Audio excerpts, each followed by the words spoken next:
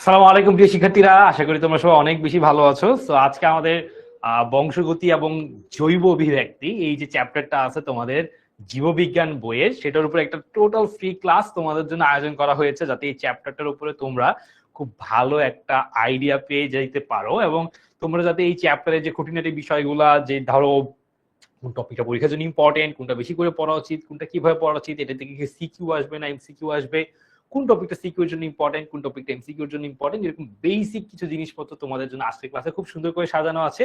এবং আমরা এই চ্যাপ্টারে কিছু প্রশ্ন সলভ করব, এমসিকিউ সলভ করব, পাশাপাশি বেসিকটাও ডেভেলপ করে ফেলবো ইনশাআল্লাহ। তো সবাইকে আজকের ক্লাসে স্বাগতম। আমি অলরেডি অনেককে দেখতে পাচ্ছি কানেক্টেড হয়ে গেছে, প্রদীপকে, শিপনকে, জেবাকে, জুই সরকারকে, তারপরে হচ্ছে আনিকা, যারা সালাম জানাচ্ছ ওয়ালাইকুম আসসালাম, জান্নাতুল নাইমা, শ্রাবন্তী, আবিদ হায়দার। আলহামদুলিল্লাহ আমি ভালো আছি। তোমাদের এত একটা স্টুডেন্টস অলরেডি কানেক্টেড হয়ে গেছে, এটা দেখে আরো বেশি ভালো লাগছে।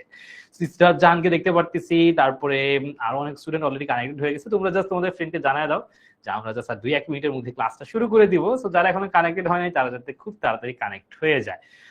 জয়নাল আবেদিন, তারপর হচ্ছে নুসরাত, সুমাইয়া, আনিকা। আমি আলহামদুলিল্লাহ ভালো আছি, তোমরা কেমন আছো সেটা জানিয়ে দিতে পারো। ফারিন আক্তার, রিম, অনেক অনেক কানেক্টেড হয়ে গিয়েছো, মনে হচ্ছে অনেকের সাথে আগে ক্লাসও হয়েছে। তো কারা কারা আগে কেমন ক্লাস করেছো বা কারা আজকে নতুন, সেটা একটু তোমরা জানিয়ে দিতে পারো।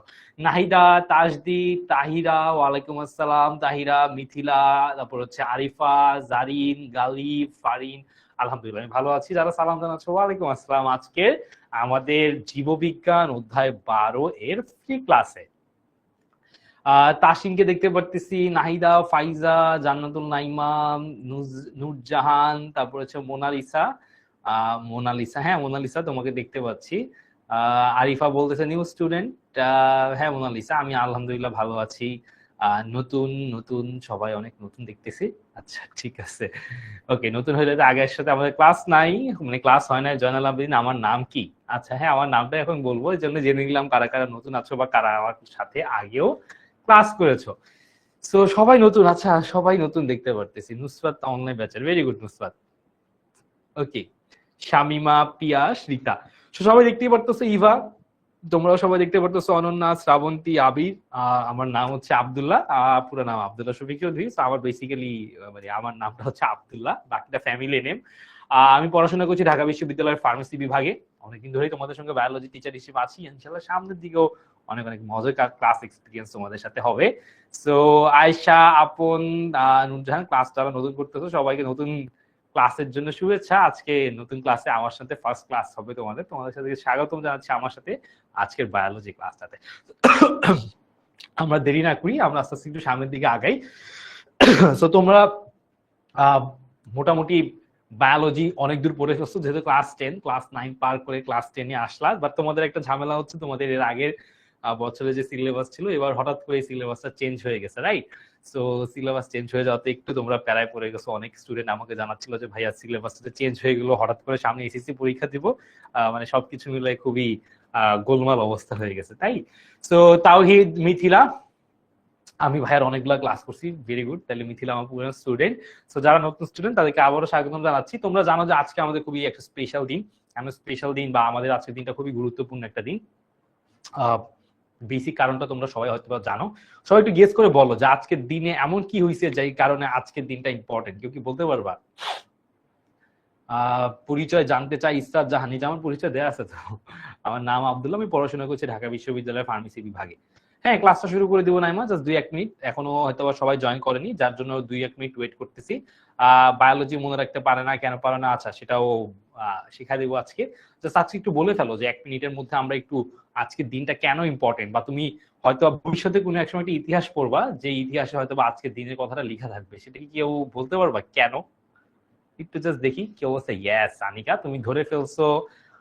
আর কেউ কি ধরতে পারে না? আজকে আমার বার্থডে দিছেন, ওকে, বার্থডে, ভেরি গুড।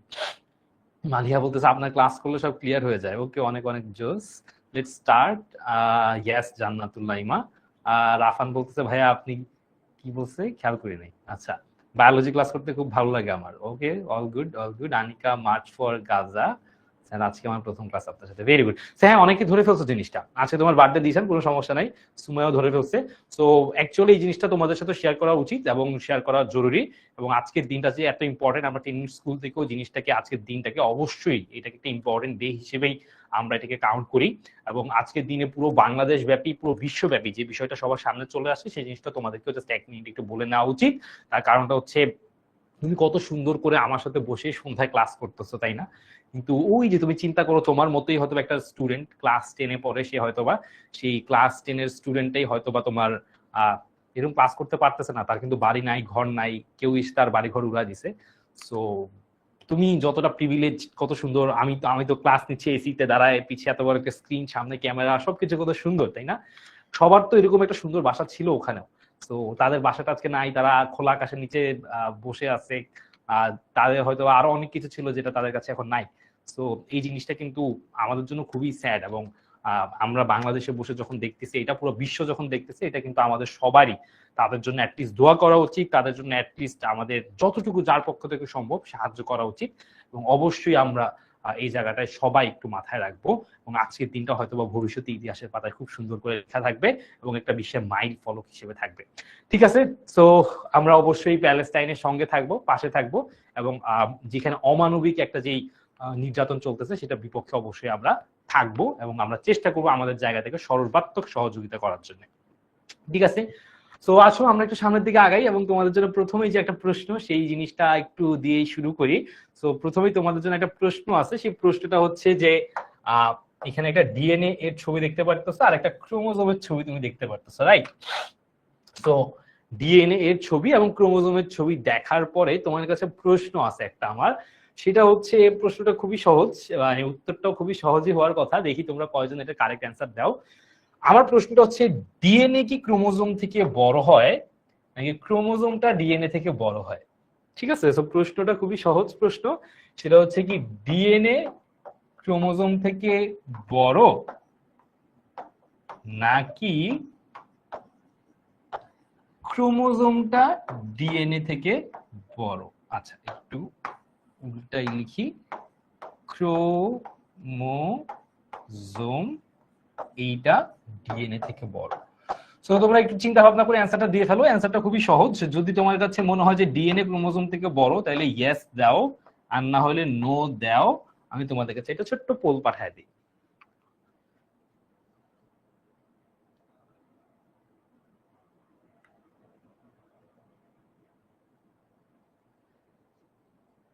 আচ্ছা, ক্রোমোজোম বড়, রেশমা বলতেছে প্রথম থেকে শুরু করলে ভালো হয়, মাত্রই শুরু করলাম। ঠিক আছে,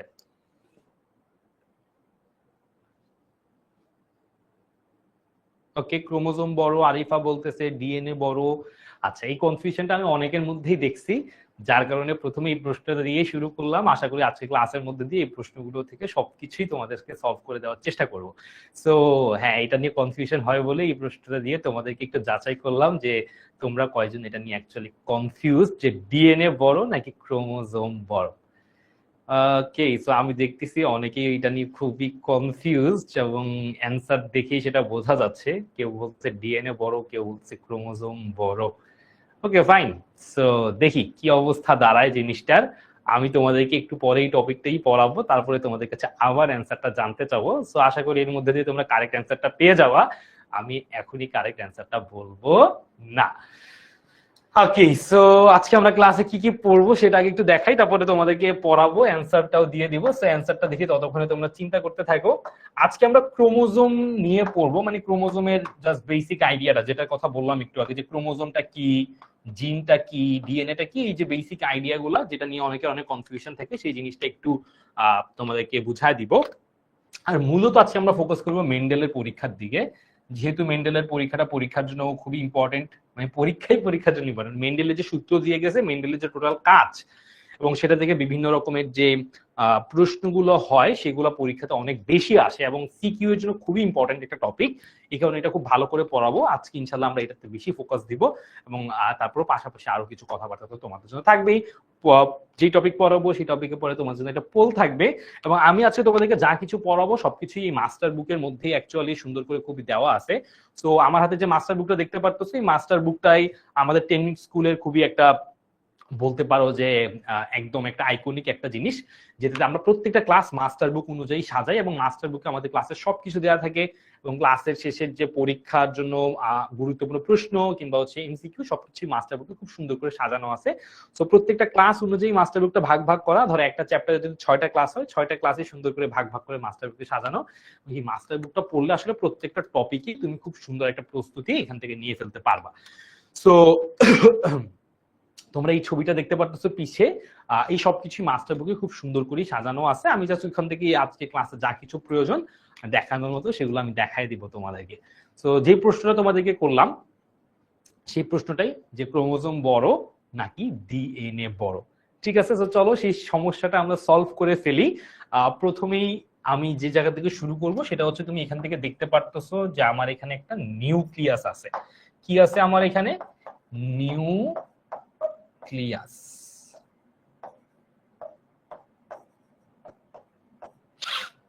তো আমার এখানে তুমি কি দেখতে পারতেছো? নিউক্লিয়াস দেখতে পারতেছো, কোষের ভিতরে নিউক্লিয়াস থাকে, রাইট?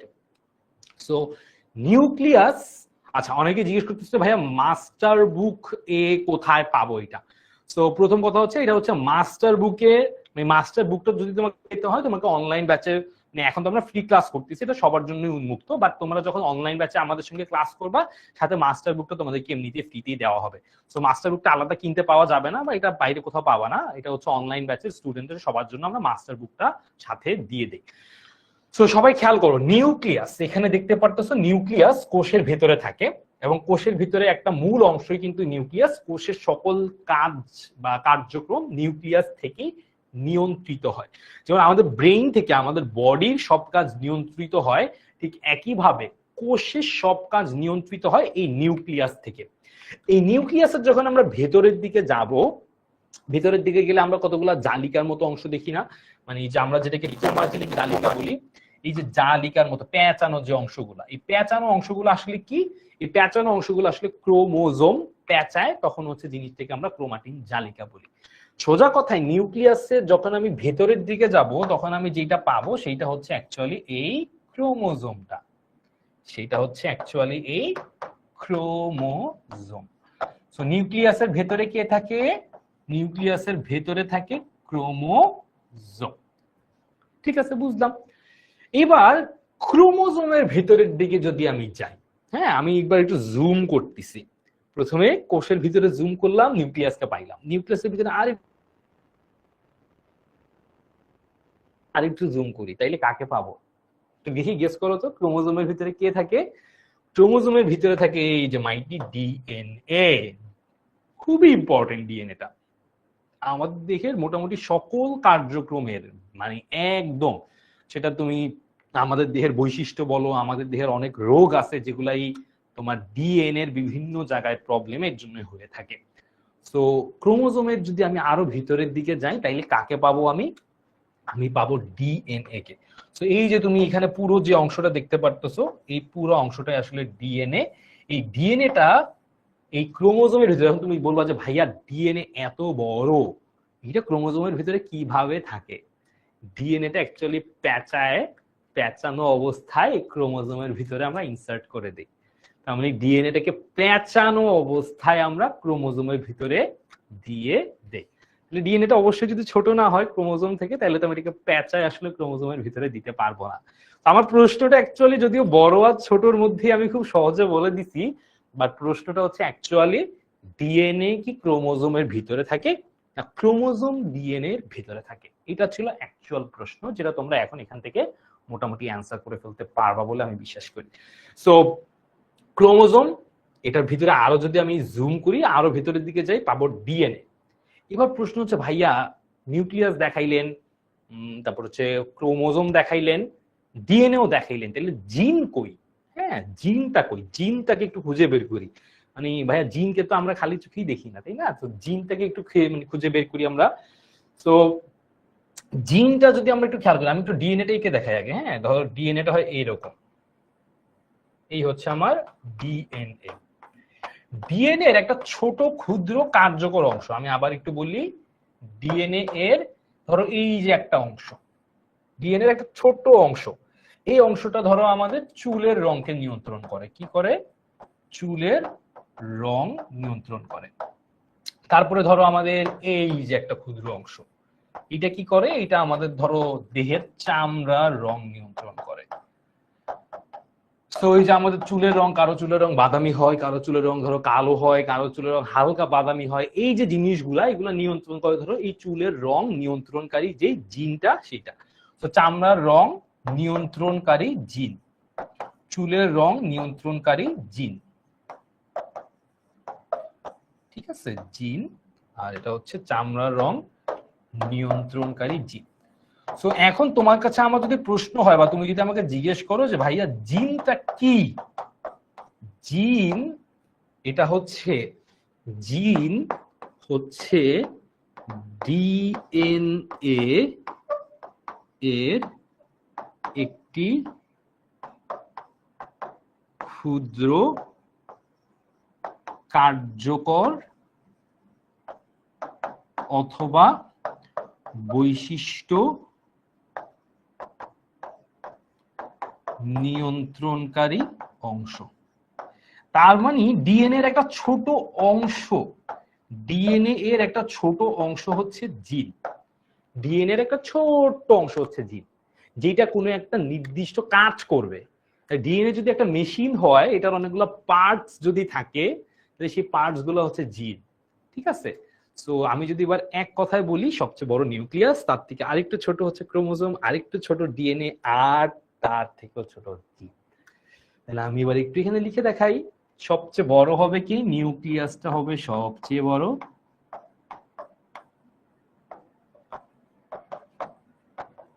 তার থেকে বড় ক্রোমোজোম,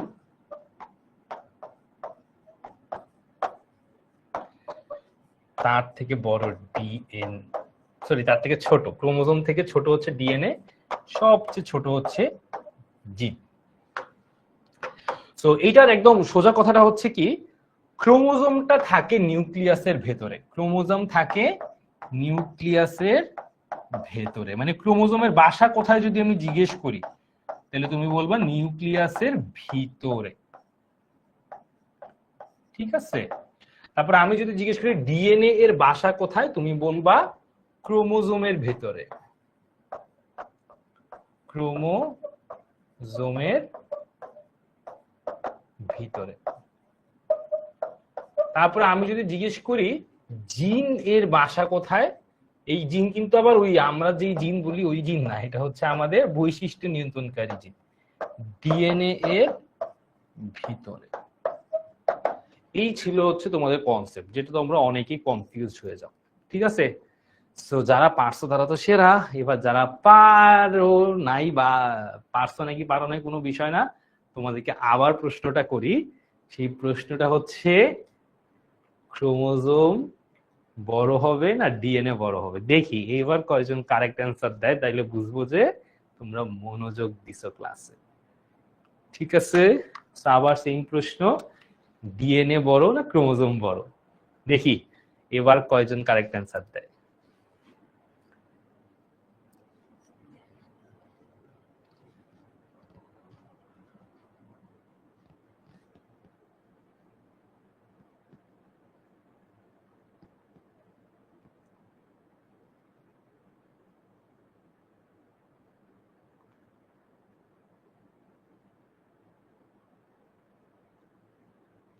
ওকে, জয়নাল আবেদিন বলতেছে ক্রোমোজোম বড়, 100% শিওর। ওকে, ভেরি গুড।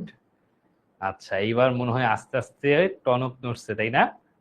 ক্রোমোজোম বড়, নিউক্লিয়াস সবচেয়ে বড়, ফাইন। আমি ক্রোমোজোম আর ডিএনএ জিজ্ঞেস করলে অবশ্যই ক্রোমোজোম বড়, রাইট? ইয়েস। সবাই তাহলে ধরতে পারছো অ্যান্সারটা কারেক্ট। তো তোমাদের যাতে কনফিউশন ছিল, আশা করি কনফিউশনটা দূর হয়ে গেছে। সেটা হচ্ছে ডিএনএটা পেঁচানো অবস্থায় কোথায় থাকে? ক্রোমোজোমের ভেতরে থাকে, ঠিক আছে। সো ঠিক আছে রিদি, তুমি ফার্স্ট থেকে বলতেছো, ভেরি গুড। জিনিসটাকে এইভাবেও চিন্তা করতে পারো যে তুমি যদি এই ছবিটার দিকে তাকাও, এখানে যে তুমি পেঁচানো পেঁচানো যে অংশগুলো দেখতেছো, এই পেঁচানো পেঁচানো অংশগুলো কিন্তু ডিএনএ, এগুলা ডিএনএ। তুমি যদি চিন্তা করো ডিএনএটা কোথায় আছে? ক্রোমোজোমের ভেতরে আছে। না, আমি যদি একটা বাসা চিন্তা করি, হ্যাঁ, একটা বিল্ডিং ধরো আমি চিন্তা করতেছি, এটা ধরো আমার একটা বিল্ডিং, এই বিল্ডিং এর ভিতরে অনেকগুলো রুম আছে, কি আছে, অনেকগুলা ছোট ছোট রুম আছে।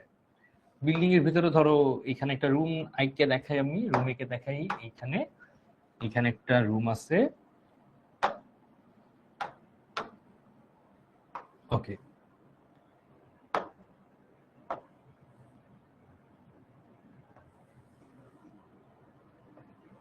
আচ্ছা এখানে এরকম ছোট ছোট অনেকগুলো রুমিকে দেখে, ধরো 4টা রুমই আঁকি, 1টা 2টা 3টা 4টা। আচ্ছা, এখন আমার প্রশ্ন হচ্ছে ধরো ভিতরে কি আছে, ভিতরে আছে ডিএনএ, আর কিসের ভিতরে আছে, বিল্ডিং এর ভিতরে। বিল্ডিংটা কি, বিল্ডিংটা হচ্ছে ক্রোমোজোম। তাহলে আমি যদি বলি যে বিল্ডিং বড় নাকি রুম বড়, ডিএনএ হচ্ছে একটা রুম, রাইট? ডিএনএ হচ্ছে একটা রুম, ডিএনএটা হচ্ছে এটা রুম, আর ক্রোমোজোমটা হচ্ছে পুরা বিল্ডিং। তাইলে তোমাকে যদি আমি জিজ্ঞেস করি যে বিল্ডিং বড় না রুম বড়, অবশ্যই বিল্ডিংটা বড় হবে, এটাই স্বাভাবিক। হ্যাঁ, স্বাভাবিক কথাই, ডিএনএটা পেঁচানো অবস্থায় ক্রোমোজোমের ভেতরে থাকতেছে।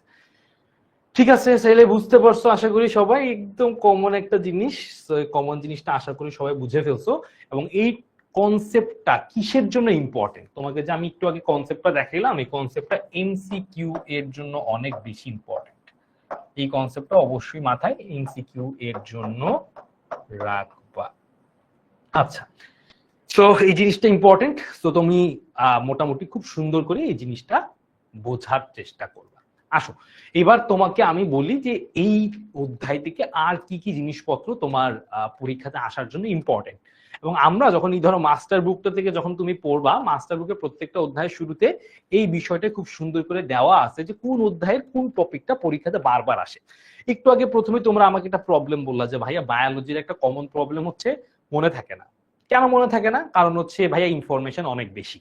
আচ্ছা, ইনফরমেশন বেশি, এই প্রবলেমটার একটা সলিউশন হইতে পারে যে আমি সব কিছু যদি মাথায় নিয়ে পরীক্ষার হলে যাই, তাইলে কিন্তু আমার পরীক্ষার হলে মনে রাখাটা খুব কঠিন।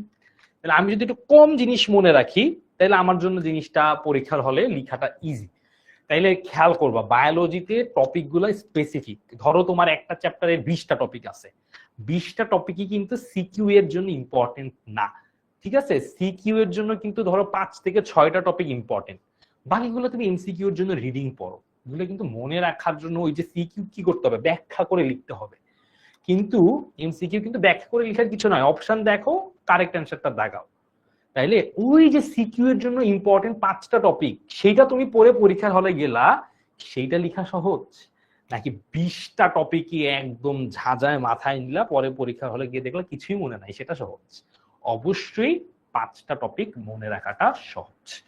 তো এই জন্য তোমাকে আগে জানাটা ইম্পর্টেন্ট কোন টপিকটা তোমার পরীক্ষায় সিকিউতে আসে আর কোন টপিকটা পরীক্ষায় এমসিকিউতে আসে। এই জিনিসটা তোমাদের জন্য খুবই খুবই ইম্পর্টেন্ট। ঠিক আছে, তো এখান থেকে খেয়াল করো যে একজন জিজ্ঞেস করছে ভাই 12 অধ্যায়টাই কেন দেখাচ্ছেন, 12 অধ্যায়টা পরীক্ষার জন্য অনেক বেশি ইম্পর্টেন্ট একটা চ্যাপ্টার। প্রতি বছর তুমি এমন কোনো এসএসসি পরীক্ষা পাবা না যে এই চ্যাপ্টার থেকে প্রশ্ন আসে না। তো এই জন্য এই চ্যাপ্টারটা এখান থেকে খুব ভালো করে দেখানোর চেষ্টা করতেছি। তো এই চ্যাপ্টারে সবচেয়ে ইম্পর্টেন্ট জিনিসটা হচ্ছে ডিএনএ। ডিএনএ টপিকটা, ডিএনএ এর গঠন, ডিএনএ এর কিভাবে নতুন করে তৈরি হয়, এই জিনিসটা খুবই খুবই পরীক্ষাতে আসে। তো এই চ্যাপ্টারটা, এই টপিকটা বেশ ইম্পর্টেন্ট একটা চ্যাপ্টার।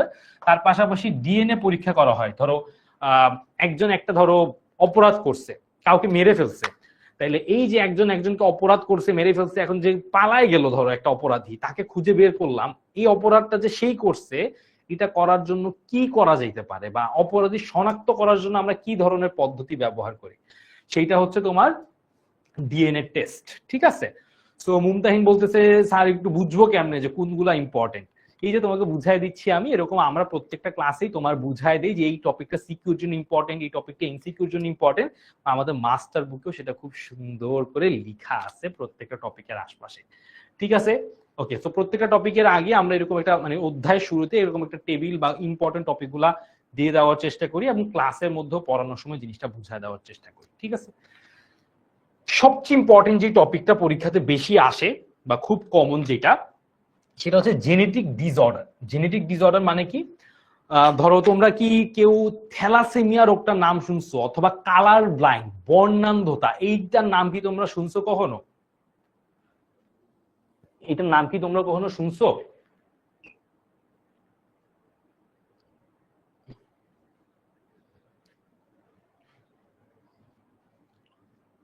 সবাই বলো তো, বর্ণান্ধতা বা থ্যালাসেমিয়া বা কালার ব্লাইন্ড এরকম নাম কি কখনো শুনছো? শ্রাবণী, তোমার কমেন্ট দেখতে পাচ্ছি, তোমার কোনো প্রশ্ন থাকলে তুমি করতে পারো।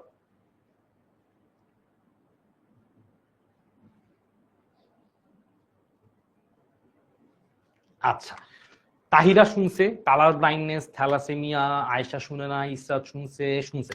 আচ্ছা, কালার ব্লাইন্ডনেসটা হচ্ছে কি, তোমার সবুজ রং, লাল রং এরকম রং গুলাকে আলাদা করতে পারে না। ধরো তুমি বললা যে একটা সবুজ কলম নিয়ে আসতে, হ্যাঁ, যাই দেখবা সে একটা নীল কলম নিয়ে চলে আসছে, তাহলে ঘটনাটা কি, সেই সবুজ রংটাকে চিনতে পারতেছে না, অথবা লাল রংটাকে চিনতে পারে না। এটাকে বলে বর্ণান্ধতা বা কালার ব্লাইন্ড। থ্যালাসেমিয়া হচ্ছে রক্তের একটা প্রবলেম, মানে হচ্ছে রক্তটা ধীরে ধীরে রক্ত কোষগুলো নষ্ট হয়ে যায় এবং রক্ত কমে যেতে থাকে, এটা হচ্ছে থ্যালাসেমিয়া।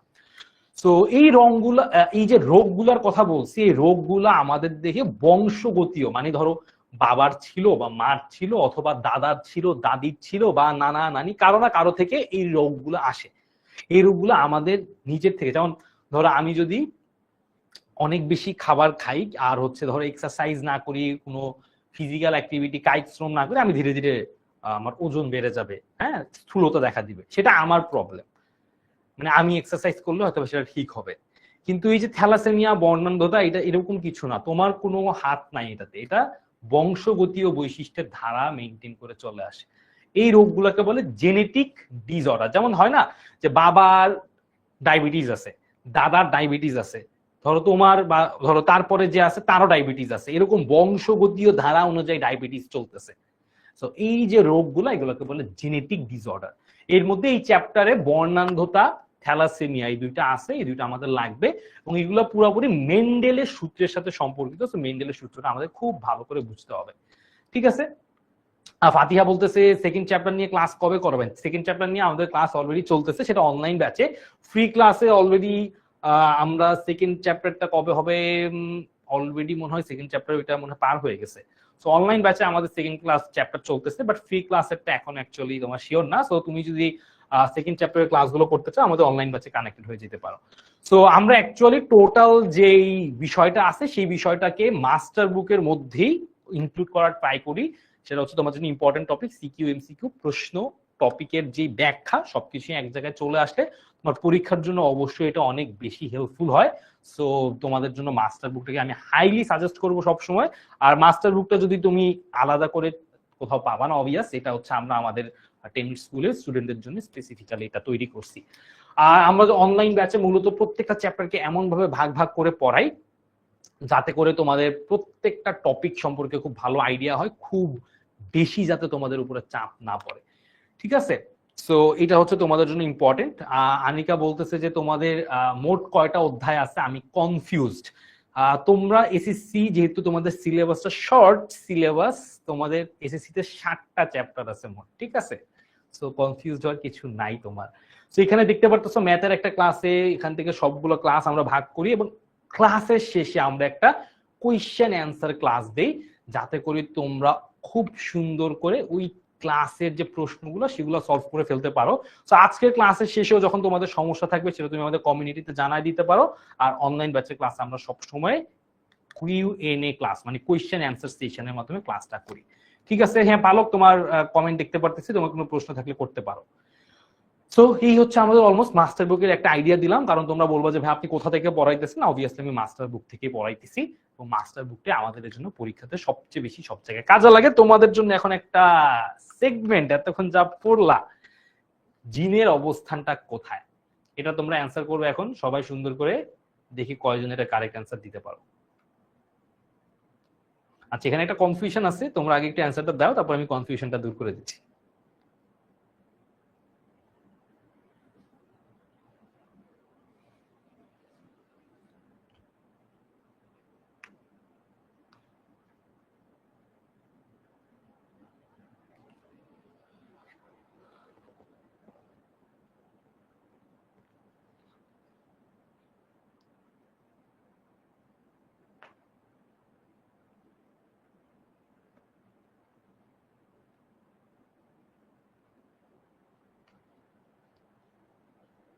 ওকে, সো প্রশ্নটা হচ্ছে জিনের অবস্থানটা কোথায়।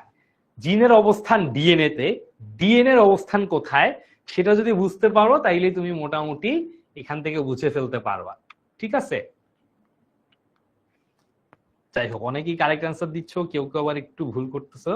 আচ্ছা সিমি বলতেছে স্যার ইম্পর্টেন্ট টপিক গুলো বলেন। ইম্পর্টেন্ট টপিক গুলো কিন্তু আমি একবার বলছি, ডিএনএ এর গঠন, ডিএনএ এর নতুন ডিএনএ তৈরির প্রক্রিয়া, অনুলিপন, ডিএনএ টেস্ট এবং মেন্ডেলের সূত্র এবং হচ্ছে থ্যালাসেমিয়া, বর্ণান্ধতা। সো আমি কিন্তু টপিকগুলো আবার রিপিট করি, ডিএনএ এর গঠন, ডিএনএ এর টেস্ট যেটা যেটা দিয়ে আমরা অপরাধী শনাক্ত করতে পারি, এটার প্রয়োজনীয়তাটা কি, এবং ডিএনএ কিভাবে নতুন করে তৈরি হয়, অনুলিপন পদ্ধতি এবং মেন্ডেলের সূত্র, তার সাথে বর্ণান্ধতা, থ্যালাসেমিয়াটা সংযুক্ত। ঠিক আছে, সো দেখি কি অবস্থা, কয়জন জিনিসটা কারেক্ট অ্যান্সার দিছে। অনেকেই দিছে, অনেকেই ভুল করছে, তার মানে এটা নিয়ে এখন অনেকে কনফিউজড। দেখি অ্যান্সারটা কি হবে। অ্যান্সারটা হবে হচ্ছে ক্রোমোজোম। এবং এইখানে অনেকে যারা এ দাগাইছো, আমি তোমাদের কনফিউশনটা একটু দূর করে দিই। ধরো তোমার বাসা হচ্ছে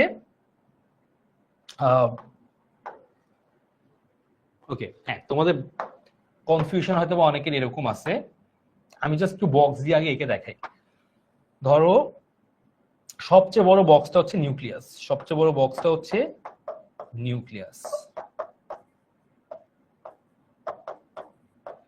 তারপরে আরেকটু যদি ছোট বক্স বলি, আর একটু ছোট বক্সটা হবে হচ্ছে ক্রোমোজোম, ক্রোমোজোম। আর একটু ছোট বক্স হবে হচ্ছে ডিএনএ, আর একটু ছোট বক্স হচ্ছে ডিএনএ। সবচেয়ে ছোট বক্স হচ্ছে জিন, সবচেয়ে ছোট বক্স হচ্ছে জিন।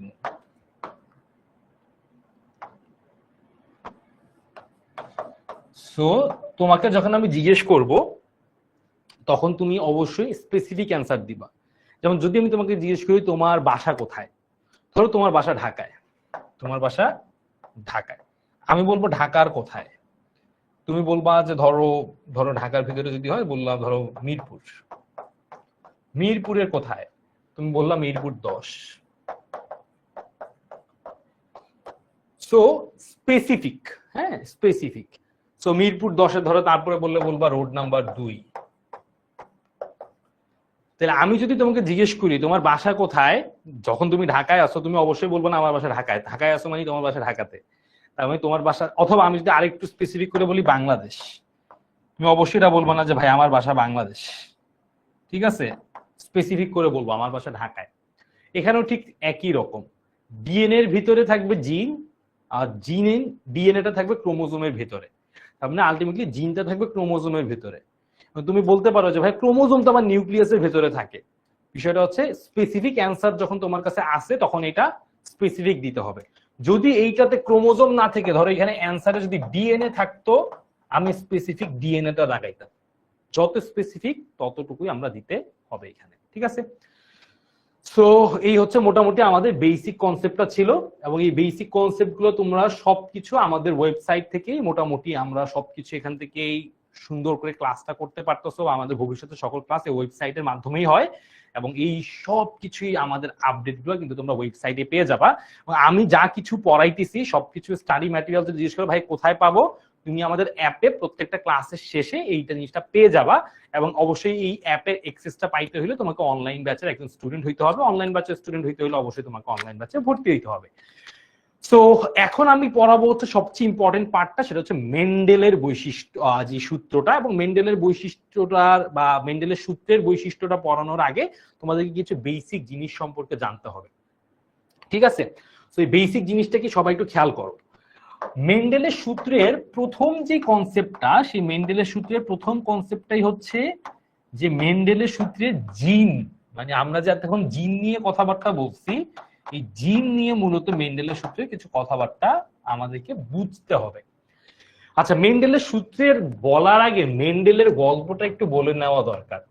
মেন্ডেল কিন্তু এখন আমরা যেরকম মনে করি যে সায়েন্সে পড়ছে, বিজ্ঞানের, এরকম কোনো বিজ্ঞানী ছিল না।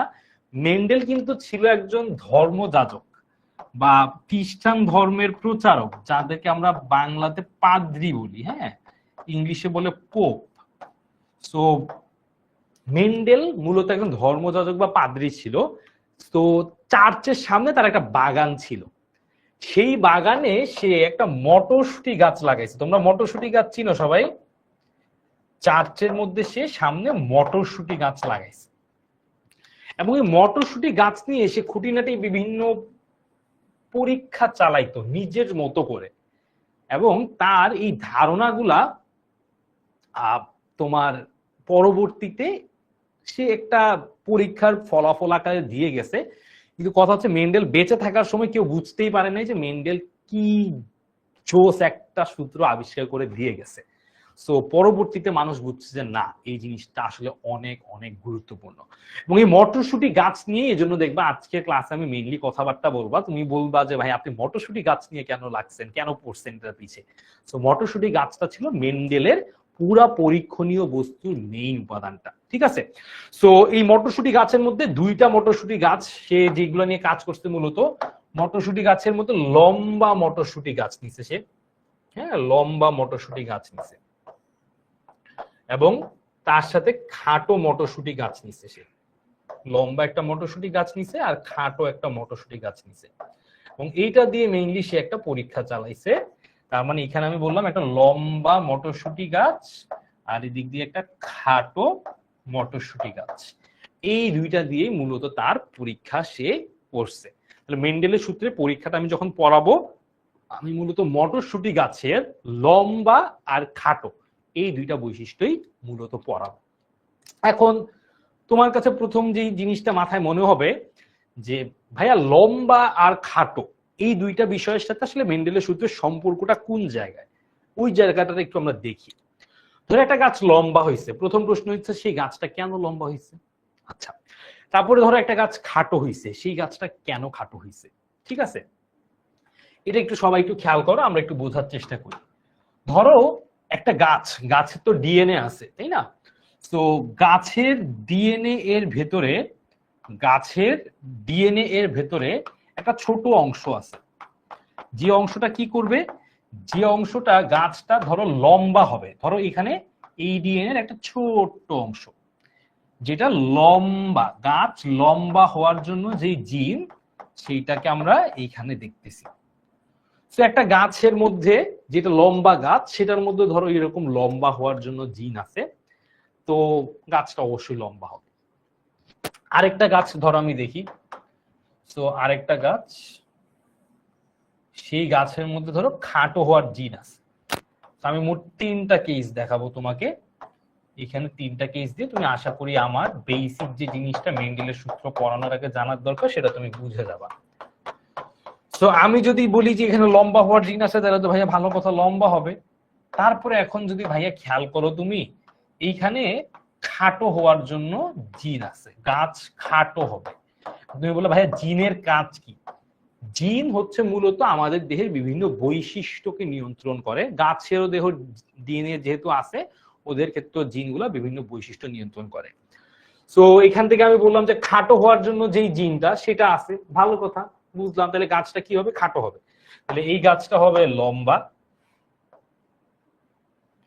আচ্ছা, আর এই গাছটা হবে খাটো, বুঝলাম, ভালো কথা, লম্বা হইলো খাটো হইলো। কিন্তু যদি এমন হয় যে গাছের মধ্যে খাটো হওয়ার যে জিন সেটাও আছে, আবার যদি লম্বা হওয়ার যে জিন সেটাও থাকে, এইবার তো ভাইয়া ঝামেলায় ফেলা দিল। এইবার আমাকে তোমরা একটু বলো, সবাই একটু চিন্তা ভাবনা করে বলো যে এইবার আমার এই গাছের অবস্থাটা কি দাঁড়াবে। এটা কি লম্বা হবে, এটা কি খাটো হবে, নাকি এটা মাঝারি সাইজের হবে? সবাই একটু বলো তো।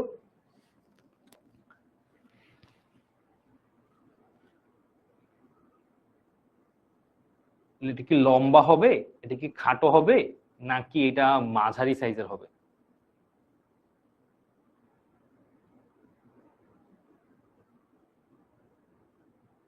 অবশ্যই একটু চিন্তা করবে, অনেকের কাছে মনে হতে পারে মিক্সড হয়ে যাবে, তাহলে মনে হয় লম্বা আর খাটো মিক্সড হয়ে এই জিনিসটা একদম মাঝারি সাইজের চলে আসবে। আচ্ছা, কারিমা আক্তার মনে বলতেছে ভাই মাঝারি সাইজের হবে, আচ্ছা লম্বা হবে, মিডিয়াম হবে, নওশিন, হ্যাঁ বুঝাচ্ছি, এখনো বুঝাই নেই জিনিসটা।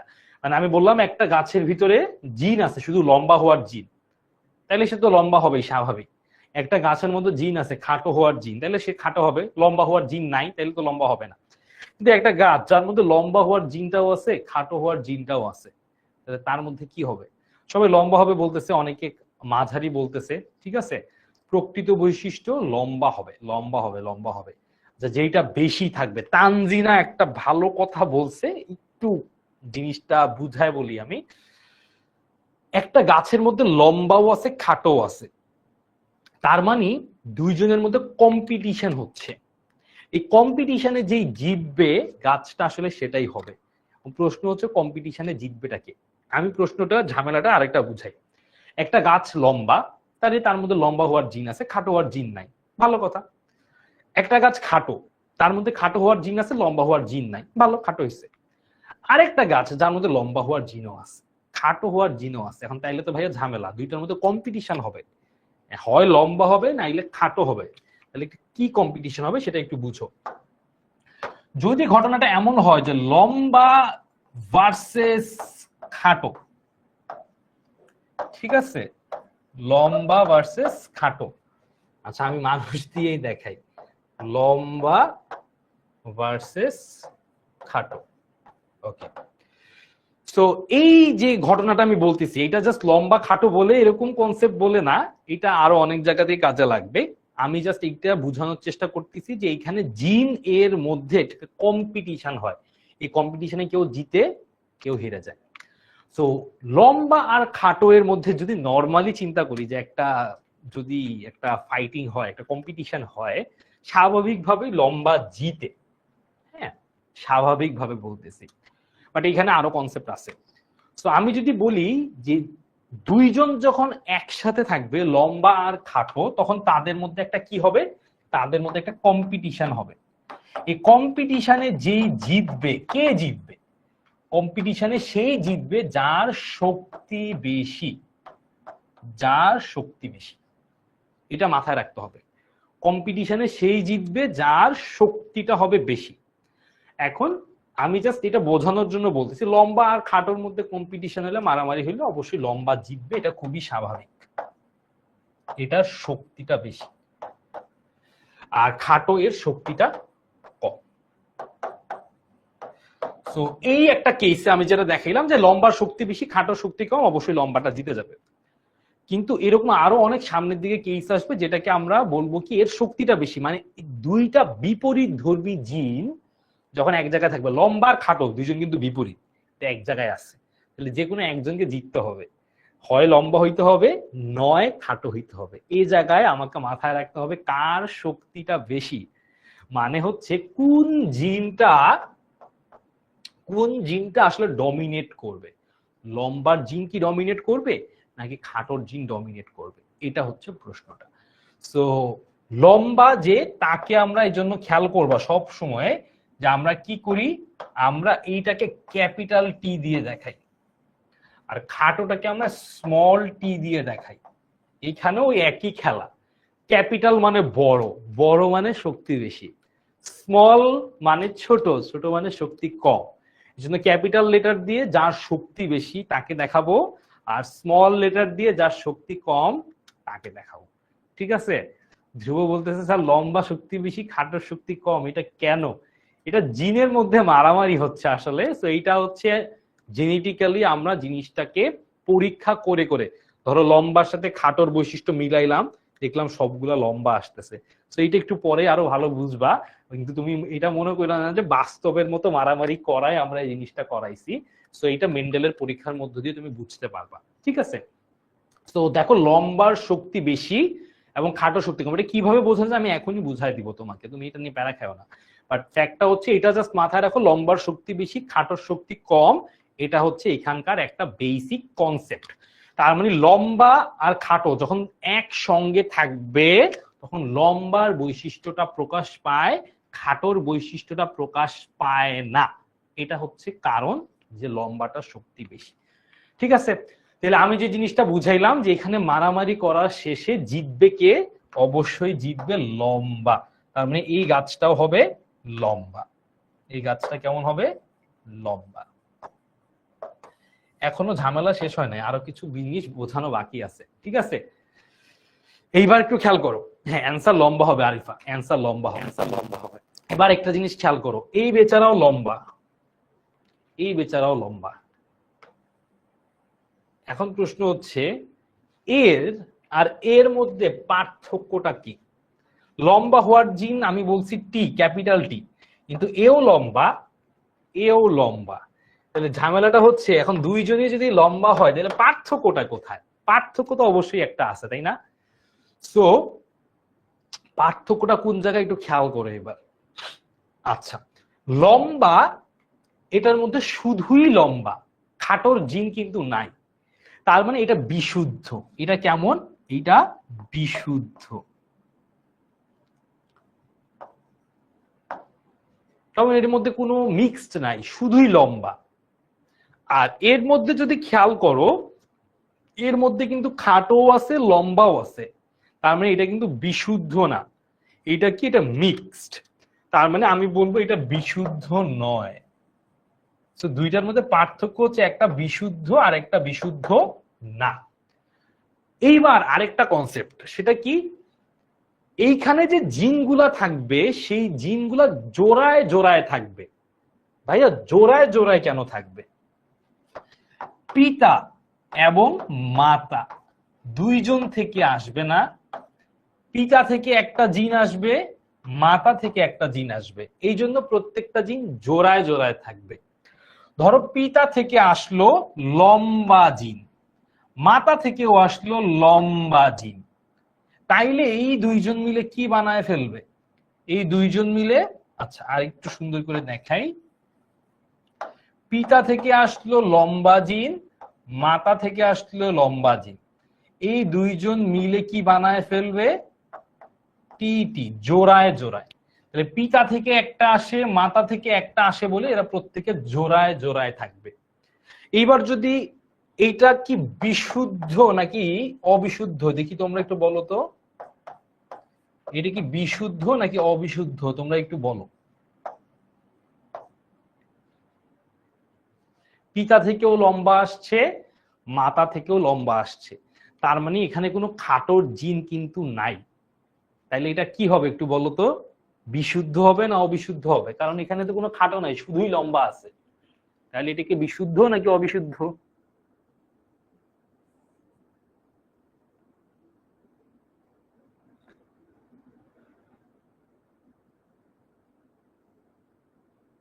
বিশুদ্ধ। Very good Marwa, Maliha, very good.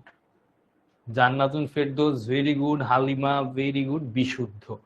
যদি এমন ঘটনা ঘটতো যে পিতা থেকে লম্বা কিন্তু মাতা থেকে খাটো চলে আসতো, হ্যাঁ, তাহলে খাটো আর লম্বা দুইজন মিশতো, মিশে কি বানাইতো? খাটো, এখান থেকে লম্বা, এখান থেকে খাটো, লম্বা খাটো দুইটা মিশে গেছে। তাইলে এবার কি হইতো বলতো, বিশুদ্ধ নাকি অবিশুদ্ধ? তোমরা এবার নিজেরা বুঝেই যাবা। যেহেতু আগেরটা বিশুদ্ধ বলছে, এটা অবশ্যই অবিশুদ্ধ হবে, কারণ এখানে লম্বাও আছে খাটোও আছে, তাইলে এটা অবিশুদ্ধ। যদি লম্বা আর লম্বা থাকে তাইলে এটা বিশুদ্ধ, যদি খাটো খাটো থাকে তাও সেইটা বিশুদ্ধ। তার মানে এই দুইটা হচ্ছে বিশুদ্ধ আর এইটা হচ্ছে বিশুদ্ধ নয়, বা এটাকে আমরা বলি সংকর।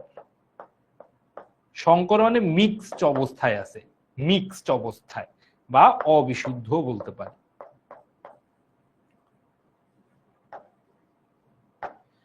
এই হচ্ছে আরেকটা কনসেপ্ট যে কেন এরা জোড়ায় জোড়ায় থাকবে। তো জোড়ায় জোড়ায় থাকা বুঝলাম, একসাথে কিভাবে কি হয় সেটাও বুঝলাম। তার মানে আমরা মোটামুটি মেন্ডেলের দিকে যাইতে পারি। জাস্ট আরেকটু জিনিসগুলো বলে দিই, তাহলে বিশুদ্ধ লম্বা হইলে আমার কি হবে? ক্যাপিটাল টি, ক্যাপিটাল টি। আর যদি অবিশুদ্ধ লম্বা হয় বা বিশুদ্ধ না হয়, মানে লম্বা আর খাটো যদি মিক্সড হয়ে থাকে, তাহলে একটা লম্বা আর একটা খাটো, তাহলে একটা লম্বা আর একটা খাটো এই অবস্থায় থাকবে। আরেকটা আছে বিশুদ্ধ খাটো, মানে কোনো লম্বার জিন এর মধ্যে নাই, তাহলে খাটো খাটো। এই হচ্ছে কনসেপ্ট। এইবার তোমাদেরকে আরেকটা প্রশ্ন করি, তাইলে মোটামুটি আমাদের বেসিক গুলা ডান হবে। তোমাদেরকে যদি আমি জিজ্ঞেস করি যে আমি ক্যাপিটাল টি স্মল টি এইভাবে লিখছি, যদি আমি এইভাবে না লিখে যদি আমি এইভাবে লিখতাম স্মল টি ক্যাপিটাল টি, এইটা কি কারেক্ট নাকি কারেক্ট না? সবাই একটু বলো তো।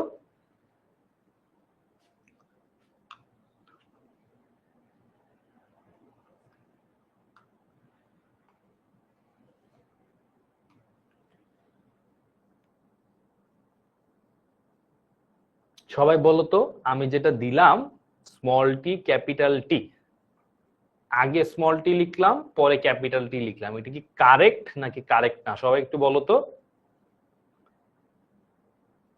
এই তো মঞ্জুরা পারভিন রিয়া আমার প্রশ্নটা করে দিছে, কারেক্ট। মুবাশিক বলছে কারেক্ট, একজন বলছে কারেক্ট না, কারেক্ট। স্মল টি ক্যাপিটাল টি ইনকারেক্ট। আচ্ছা, অনেকেই কনফিউজড। তাইলে বিষয়টা হচ্ছে, আমি একটু জাস্ট বুঝাই দিই, এটা যেইটা শক্তি বেশি সেইটাকে আগে লিখতে হয়। তো শক্তি তো ক্যাপিটালের বড় বা শক্তি বেশি, এই জন্য এটাকে আগে লিখতে হবে, আর শক্তি যেটার কম সেটাকে পরে লিখতে হবে। সো এটা কারেক্ট। আর যদি এমন হয় যে স্মল টি এটা শক্তি কম, তো এটাকে আগে লেখা যাবে না, এটা ভুল। তো এই হচ্ছে তোমাদের মোটামুটি বেসিক কনসেপ্টটা ডেভেলপ করে দিলাম, সেটা হচ্ছে মেন্ডেলের সূত্র এর জন্য। তো সবাই আগে পোল দিয়ে বলো যে ভাইয়া আমি বেসিকটা বুঝতে পারছি, এবার আপনি মেন্ডেলের সূত্রটা পড়ানো শুরু করেন, দেখি কি অবস্থা, কয়জন বুঝতে পারছো এই বেসিকটা। দেখি কয়জন বুঝতে পারছো, সবাই একটু পোল দিয়ে বলে দাও যে ভাইয়া বুঝতে পারছি, এবার আপনি বেসিকটা পড়ানো শুরু করেন। সূত্রটা পড়ানো শুরু করেন, বেসিকটা বুঝতে পারছি, দেখি বলে দাও।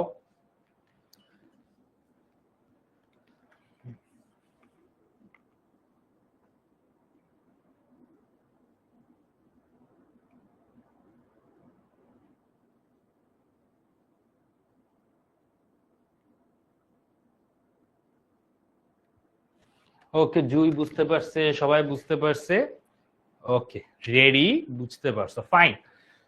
আসো, সো এইখানে তোমরা ছবিটা দেখতে পারতেছো, ঠিক আছে? ছবিটা কিভাবে হয়েছিল আমি তোমাদেরকে আবার একটু এঁকেও বুঝাই দিই। হ্যাঁ, আমার আঁকা খুব একটা ভালো না, তারপর যতটুকু আঁকতে পারি একটু দেখো। সো মেন্ডেল কি করছে, মেন্ডেল বিশুদ্ধ লম্বা গাছ নিছে, বিশুদ্ধ লম্বা মটরশুটি গাছ নিছে, বিশুদ্ধ লম্বা মটরশুটি গাছ নিয়ে সে কি করছে, বিশুদ্ধ খাটো মটরশুটি গাছের সাথে পরাগায়ন করাইছে, ঠিক আছে? বিশুদ্ধ লম্বা মটরশুটি গাছ নিছে, তাহলে এটা বিশুদ্ধ লম্বা, বিশুদ্ধ লম্বা মটরশুটি গাছ নিছে। বিশুদ্ধ লম্বা হওয়া মানে কি, এটা ক্যাপিটাল টি ক্যাপিটাল টি। তার সাথে কি গাছ নিছে, তার সাথে নিছে সে বিশুদ্ধ খাটো গাছ নিছে। কি গাছ? বিশুদ্ধ খাটো গাছ।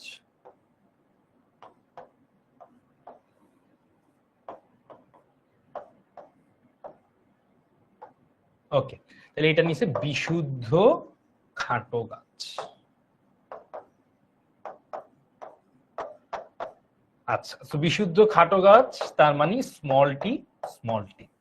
এরপর দেখবো আমরা মাঝখানে একটা ক্রস সাইন দেই, এই ক্রস সাইনটা দেওয়া মানে দুইটাকে মিক্সড করা বা দুইটার মধ্যে পরাগায়ন ঘটানো বা দুইটার মধ্যে সংকরায়ন ঘটানো। তো তোমাদেরকে যদি এরপরে আমরা, ও পরাগায়ন কি অনেকে জিজ্ঞেস করতেছে, আচ্ছা ভালো কথা। ধরো আমাদের একটা গাছ, অবশ্যই ধরো এটা পিতা, ধরো এটা পিতা বা ছেলে গাছ, এটা মাতা, বা এটা ধরো স্ত্রী গাছ, ঠিক আছে? তো পিতা গাছের, বা আমরা যদি বলি পিতা আর মাতার, পিতার থেকে বা পুং যেই গাছ হয় সেটার মধ্যে যেটা আমরা বলি জনন কোষ তৈরি হয়, সেটাকে আমরা বলি পরাগ রেণু। কি বলি? পরাগ রেণু। আর মায়ের কোনো পরাগ তৈরি হয় না, মায়ের থাকে হচ্ছে গর্ভ মুন্ড, গর্ভ মুন্ড থাকে। হ্যাঁ, তো এটা হচ্ছে মেয়ে বা হচ্ছে স্ত্রী গাছ। যেটা ধরো গাছের মধ্যে আমরা দেখি না যে মৌমাছি বা বিভিন্ন পোকামাকড় বসে, মৌমাছি কিংবা পোকামাকড় বসে না, সো মৌমাছি কিংবা পোকামাকড় বসে। সো মৌমাছি কি হয়, এক ফুল থেকে গিয়ে আরেক ফুলে বসে, এক গাছ থেকে গিয়ে আরেক গাছে বসে। তো ধরো মৌমাছি এই গাছে এসে বসছে, পরাগরেণুগুলোকে নিয়ে এবার এই গাছে চলে আসছে। এই গাছে আসার পরে কি হবে, তাইলে পরাগ আসার পরে মৌমাছি এই পরাগরেণুগুলোকে নিয়ে এখানে নিয়ে আসছে। তাইলে এই যে পরাগরেণুগুলা এখন এখানে চলে আসছে। এই যে পরাগরেণুটা এখানে চলে আসছে, এটা কি বলে, পরাগায়ন।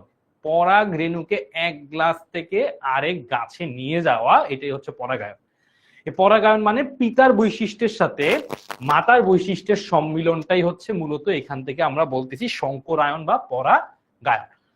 তো এইবার যদি আমি এই দুইটাকে মিক্স করাই, এইবার দুইটার মধ্যে যদি আমি সংকরায়ন মানে দুইটাকে মিক্স করি, এই ঘটনাটাই হচ্ছে আমার প্রথম সূত্রের এই জায়গাতে দেখতে পারতেছো। ঠিক আছে, আসো এবার এই জায়গাটা আমি একটু ব্যাখ্যা করি। খেয়াল করো যে পিতার লম্বা গাছটা, পিতা লম্বা গাছ, এই লম্বা গাছ কি বিশুদ্ধ লম্বা।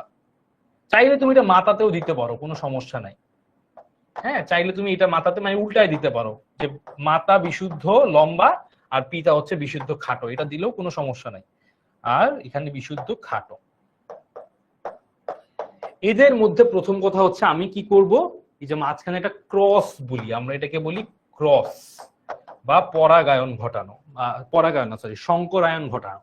সংকরায়ন মানে দুইটাকে মিক্সড করা। তো চলো এই জিনিসটা আমি একটু তোমাদেরকে ভালো করে বুঝাই দিই। এই জিনিসটা তোমাদের জন্য বেশ ইম্পর্টেন্ট, পরীক্ষাতে আসা থেকে শুরু করে সব দিকে। তো এটা একটু ভালো করে বুঝবা। পিতা মাতা এদের মধ্যে ক্রস করতেছি মানে দুইটার মধ্যে মিক্সড করতেছি মানে সংকরায়ন ঘটাইতেছি। তো পিতাটা হচ্ছে বিশুদ্ধ লম্বা, বললাম যেহেতু একটু আগে দেখাইছি বিশুদ্ধ লম্বা, আর মাতা হচ্ছে বিশুদ্ধ খাটো। আচ্ছা, তাহলে বিশুদ্ধ লম্বা মানে ক্যাপিটাল টি, আর বিশুদ্ধ খাটো মানে স্মল টি। এই কাজ করার প্রথমেই যেটা করতে হয় সেটা হচ্ছে এই জোড়াটাকে ভেঙে দিতে হবে। কেন ভাঙতে হবে সেটা 1 মিনিট পরেই বুঝবা। প্রথম কাজ হচ্ছে আমি এই মাঝ বরাবর একটা ভাঙ্গন মানে এইটাকে আলাদা করে ফেলবো আর এইটাকে আলাদা করে ফেলবো। এইটাকে আলাদা করলাম, এইটাকে আলাদা করলাম, তাহলে এখানে একটা টি আর এইখানে একটা টি। কেন হবে 1 মিনিটের মধ্যে বুঝবা, সো একটু ওয়েট করো। এইটাকেও আমরা ভেঙে দিলাম, এইটাকে জোড়া ভেঙে এইখানে একটা টি, এইখানে একটা টি। তুমি বলবো ভাই আপনি কেন জোড়াটা ভাঙলেন? খেয়াল করো, আমি একটু দেখাই আর একটু সামনে, তারপর এমনি বুঝে যাবা। প্রথম কাজ জোড়া ভেঙে এই টিটাকে আলাদা করে দিলাম, এখানেও ক্যাপিটাল টি আছে, এই টিটাকে আলাদা করে দিলাম, এখানেও ক্যাপিটাল টি আছে, এখানেও সেম। এই স্মল টিটাকে ক্যাপিটাল মানে স্মল টিটাকে জোড়া থেকে ভেঙে দিলাম, এই স্মল টিটাকে জোড়া থেকে ভেঙে দিলাম। জোড়া থেকে ভাঙার পরে এইবার আমার কাজ হচ্ছে আমি কি বলছি, আমি মিক্সড করব একটার সাথে আরেকটাকে, মানে মিক্সড করা মানে কি মিশ্রণ, একটার সঙ্গে আরেকটাকে মিশায় দেওয়া। সো এইটার সাথে আমি প্রথমে এইটাকে মিক্সড করব, এইটার সাথে এইটাকে মিক্সড করব, এইটার সাথে এটাকে মিক্সড করলে এখানে ক্যাপিটাল টি আছে আর এখানে আছে স্মল টি। এরপর আমি এইটার সাথে এইটাকে মিক্সড করব।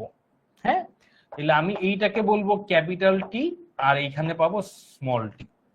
তারপরে আমি এইটার সাথে এইটাকে মিক্সড করব, মানে যত ভাবে মিশানো পসিবল মিশাবো, ক্যাপিটাল টি স্মল টি। এবার আমি এইটার সাথে এইটাকে মিশাবো, ক্যাপিটাল টি স্মল টি।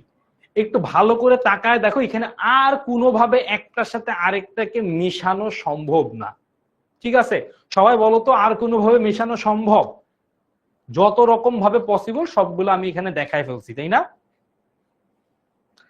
তাই এবার ক্লাস হচ্ছে 10টা পর্যন্ত হবে, ক্লাস 10টা পর্যন্ত হবে।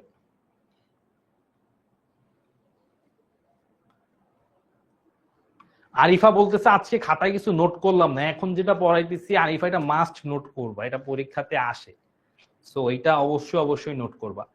ঠিক আছে, ওকে, আর কোনোভাবে পসিবল না, কারিমা বলে দিছে। ওকে, এবার আমি যেটা বলছি যে কেন ভাই আমি এটাকে জোড়া ভাঙলাম, আমি তো চাইলে প্রথমেই দুইটাকে মিক্সড করে দিতে পারবো, যেহেতু আমি বলছি যে মিশ্রণ। খেয়াল করো, যদি আমি প্রথমেই জোড়া লাগাই দিতাম তাইলে কি ঘটনা ঘটতো, ক্যাপিটাল টি এটার সাথে আমি কাকে মিক্সড করতেছি, স্মল টি। যদি আমি জোড়া না ভাঙতাম, ডিরেক্ট জোড়া লাগাই দিতাম, তাইলে জিনিসটা কি দাঁড়াইতো? Capital T capital T small T small T. তার মানে এখানে ছিল দুইটা জোড়া, জোড়া ছিল, হ্যাঁ দুইটা মানে এক জোড়া, এখানেও ছিল এক জোড়া।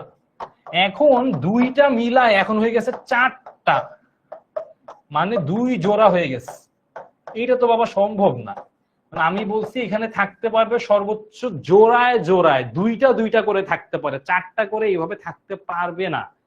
কারণ চারটা করে থাকলে বাবা কিভাবে হবে? একটা আসছে পিতা থেকে, একটা আসছে মাতা থেকে। আমি বারবার বলছি পিতা থেকে আসতে পারবে একটা, মাতা থেকে আসতে পারবে একটা। তো যদি একটা একটা করে আসা লাগে, অবশ্যই আমাকে জোড়াটা ভেঙে দিতে হবে। ঠিক আছে, অবশ্যই আমাকে জোড়াটা ভেঙে দিতে হবে, কারণ আমার পিতা থেকে আসতে পারবে একটা, মাতা থেকে আসতে পারবে একটা। এইটা হচ্ছে ঘটনা। ঠিক আছে, ওকে। সো এই হচ্ছে বেসিক ঘটনা, যেটা দিয়ে আমরা মেন্ডেলের সূত্রে প্রথম অংশটা বুঝে ফেলছি। এইবার সবাই আমাকে বলো, এইখানে দেখো ক্যাপিটাল টি স্মল টি, এটাও দেখো ক্যাপিটাল টি স্মল টি, এটাও ক্যাপিটাল টি স্মল টি, এটাও ক্যাপিটাল টি স্মল টি। তার মানে চারজন আসছে, চারজনই আমি যদি দেখাই capital T small T capital T small T capital T small T capital T small T, এই চারজনই কি হবে? লম্বা হবে। তো লম্বাটা কেমন লম্বা? বিশুদ্ধ না, অবিশুদ্ধ। লম্বাটা হবে অবিশুদ্ধ। তার মানে তুমি যদি একটা জিনিস খেয়াল করো, তোমাকে আমি একটু জিজ্ঞেস করি, দেখি এই জিনিসটা কয়জনের মাথায় আছে। আমি ধরো এখানে একটা লম্বা গাছ নিলাম, হ্যাঁ, যে লম্বা গাছটা হচ্ছে বিশুদ্ধ লম্বা, এটা হচ্ছে বিশুদ্ধ লম্বা। আরেকটা লম্বা গাছ নিলাম, এই গাছটা হচ্ছে অবিশুদ্ধ লম্বা, এটা হচ্ছে অবিশুদ্ধ লম্বা। একটু দেখি তো, অবিশুদ্ধ লম্বা আর বিশুদ্ধ লম্বা এটা কি বাইরে থেকে? ধরো তোমাকে বললাম যে তুমি এখানে দাঁড়ায় গাছ দুইটা দেখো, দেখে আমাকে বলো যে কোন গাছটা বিশুদ্ধ, কোন গাছটা অবিশুদ্ধ। তুমি কি তাকায় দেখে কখনো বুঝতে পারবা যে কোন গাছটা বিশুদ্ধ আর কোন গাছটা অবিশুদ্ধ লম্বা? এটা কি বাইরে থেকে দেখে বোঝা সম্ভব?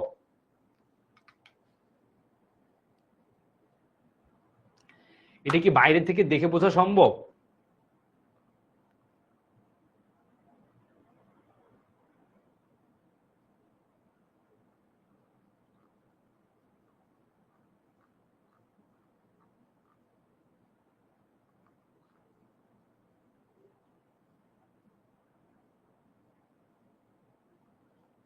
না, এটা বাইরে থেকে দেখে বোঝা সম্ভব না। ঠিক আছে, বাইরে থেকে কিন্তু তোমার কাছে মনে হবে যে এইটা আর এটা সেম, কোনো পার্থক্য নাই। বাইরে থেকে কিন্তু দেখে মনে হবে এইটা আর এইটা সেম, কোনো পার্থক্য নাই। তার মানে বাইরে থেকে দেখে তুমি আলটিমেটলি বিশুদ্ধ অবিশুদ্ধ বোঝার উপায় নাই। বাইরে থেকে দেখে শুধু বোঝার উপায় হচ্ছে এটা কি লম্বা নাকি খাটো।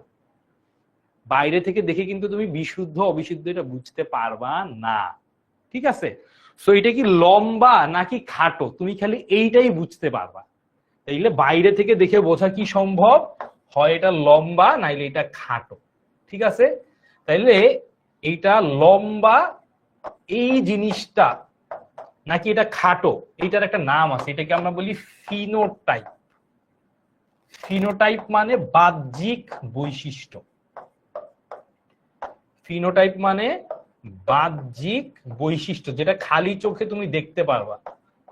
ধরো এটা লম্বা বা খাটো তুমি খালি চোখে দেখে বুঝতে পারবা, কিন্তু এটা কি বিশুদ্ধ নাকি অবিশুদ্ধ এটা বুঝতে হইলে তোমাকে এই জিনিসটা সম্পর্কে জানতে হবে। সেটা হচ্ছে এটা জিনগত বৈশিষ্ট্য কেমন, বা এটা জিনোটাইপ কি, জিনোটাইপ কি বা জিনগত বৈশিষ্ট্যটা কি, এটা তোমাকে জানতে হবে। জিনগত বৈশিষ্ট্য এইটা সম্পর্কে যদি তুমি না জানো, তাহলে তুমি কখনোই এটা বের করতে পারবা না। সো জিনোটাইপ, ফিনোটাইপ, এই দুইটা বিষয় আশা করি বুঝতে পারছো।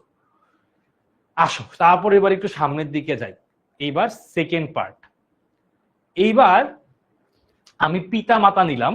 হ্যাঁ, এবার পিতা মাতা কিভাবে নিলাম, ধরো আগে ছিল লম্বা, তারপরে হচ্ছে খাটো, দুইজনকে মিক্সড করে আমরা পাইছি সব লম্বা।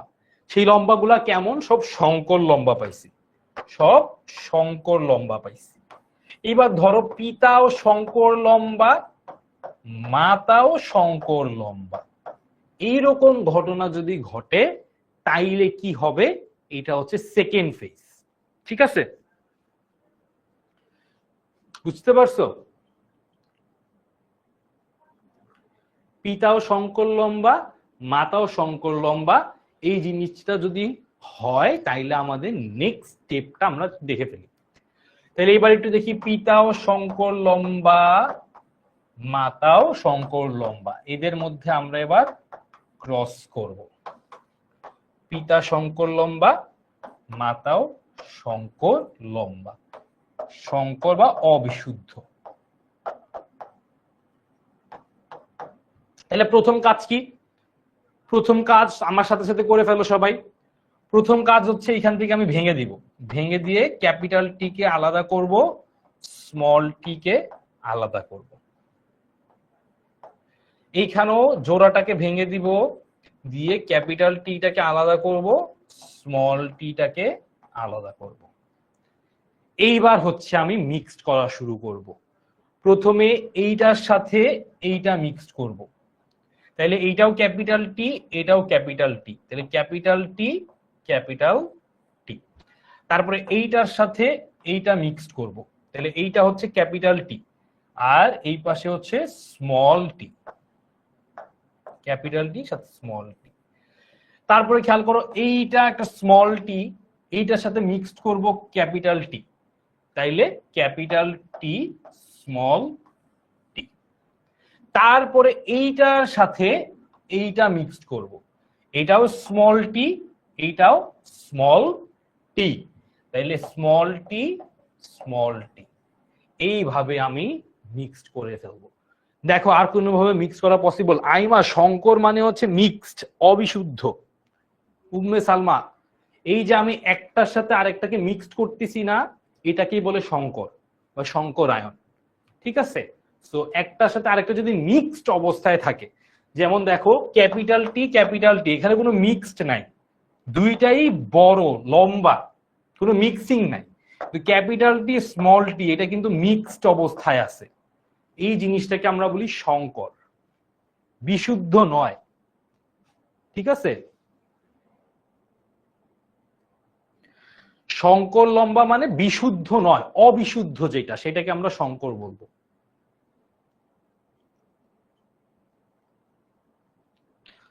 ঠিক আছে, সো এইটা কি বুঝতে পারছো সবাই এ পর্যন্ত? এটা কি ক্লিয়ার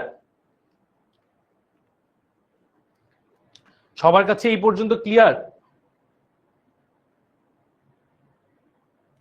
ওকে, এবার আমি তোমাদেরকে জিজ্ঞেস করি, ক্যাপিটাল টি পাইছি আমি, দেখো small T capital T small T, capital T small T, small T small T, তার মানে আমি পাইছি কি কি, এখানে এইটা পাইছি,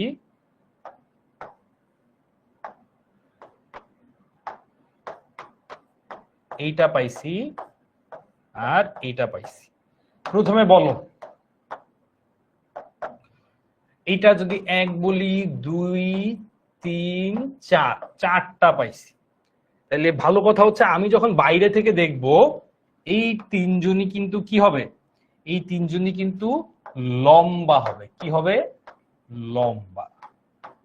এও লম্বা, এও লম্বা, একে আমি দেখব খাটো।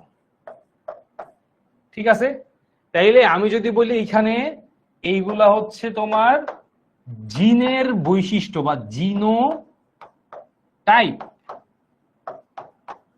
আর এইটা হচ্ছে কি, এইটা হচ্ছে ফিনো টাইপ বা বাহ্যিক বৈশিষ্ট্য, আর এটা হচ্ছে জিনোটাইপ। এবার তোমরা আমাকে একটু বলো, খুব সহজ কোয়েশ্চেন, এই লম্বাটা কি বিশুদ্ধ নাকি এই লম্বাটা অবিশুদ্ধ? দেখো তোমরা সবাই, এই দুইটা লম্বা অবিশুদ্ধ, বা সংকর, অবিশুদ্ধ অথবা সংকর, আর এইটা হচ্ছে বিশুদ্ধ। তার মানে আমি সেকেন্ড যেটা সেটা হচ্ছে অবিশুদ্ধ লম্বা বাবা, অবিশুদ্ধ লম্বা মা, এই দুইটা যখন একসাথে ক্রস করব আমি এখান থেকে এই রেজাল্টটা পাবো যে তিনজনকে বাইরে থেকে দেখবো লম্বা, একজনকে পাবো খাটো। এর আগে কিন্তু যাদেরকে পাইছি সবাই কিন্তু কি ছিল, সবাই কিন্তু লম্বা ছিল, দেখো সবাই লম্বা ছিল। আর এইখানে যখন পরবর্তীতে আমি এই অবস্থাতে আসলাম, শঙ্কর লম্বা পিতা শঙ্কর লম্বা মাতা, এদের সাথে যখন আমি ক্রস করলাম তখন আমি পাইলাম এই রেজাল্ট। এটা হচ্ছে মেন্ডেলের সূত্র, এবং মেন্ডেলের সূত্রের এটাই হচ্ছে তোমাকে পরীক্ষার জন্য খুবই ইম্পর্টেন্ট। এবার বলো সবাই কি এই পর্যন্ত বুঝতে পারছো কিনা?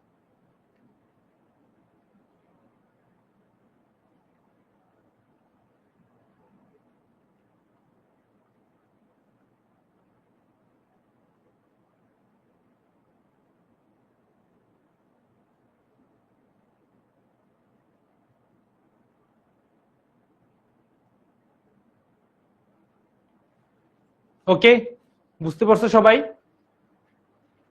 সবাই বুঝতে পারলে আমি এবার একটা পোল দিব।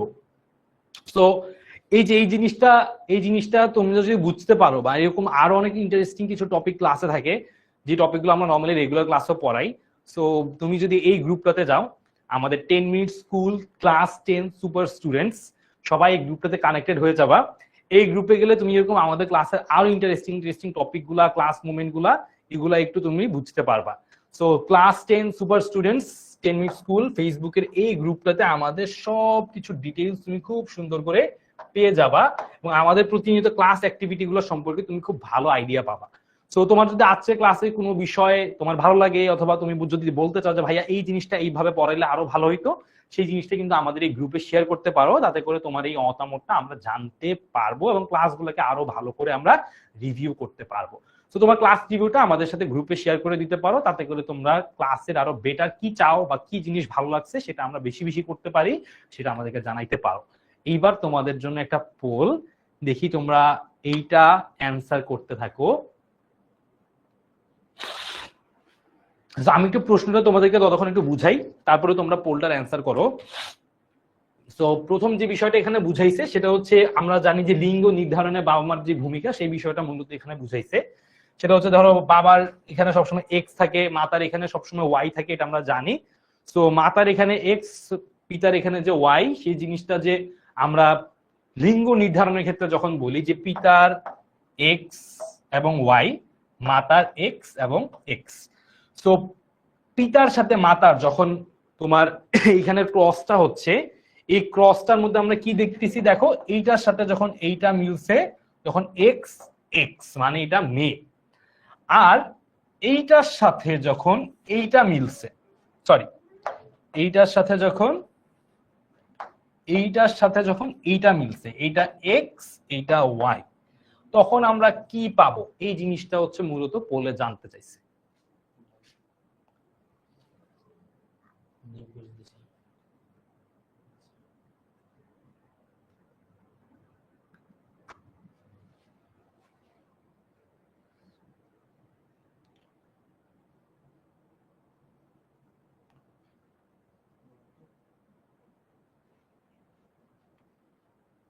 ঠিক আছে, তো অনেকেই কেউ কেউ বলতেছো যে এ আর সি, ম্যাক্সিমামই এ আর সি বলতেছো। তো এই জায়গায় একটা কনফিউশন আছে আমি জানি, তার কারণ এখানে হচ্ছে ওয়াই আছে এক্স আছে।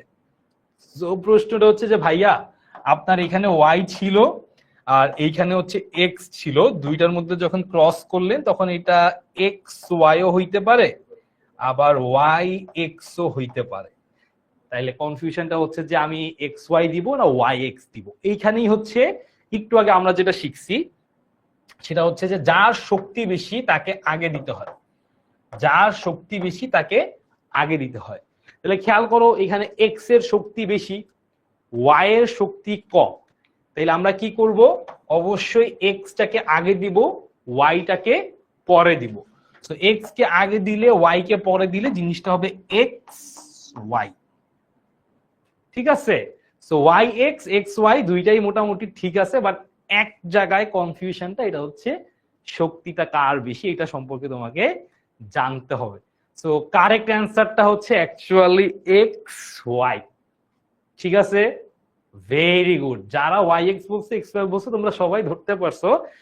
শক্তি কার বেশি এই বিষয়টা তোমাদেরকে একটু বুঝাই দিলাম, যাতে করে তোমরা এই জিনিসটা নিয়ে আরো ভালোভাবে বুঝতে পারো। তো সবাই কি বুঝতে পারছো এই পর্যন্ত জিনিসটা? একটু বলো তো ভাইয়া। অল গুড, বুঝতে পারছি, সবকিছুর সাথে আছি, এখনো ঘুমায় পড়ি নাই, কারণ রাত হয়ে গেছে অনেক।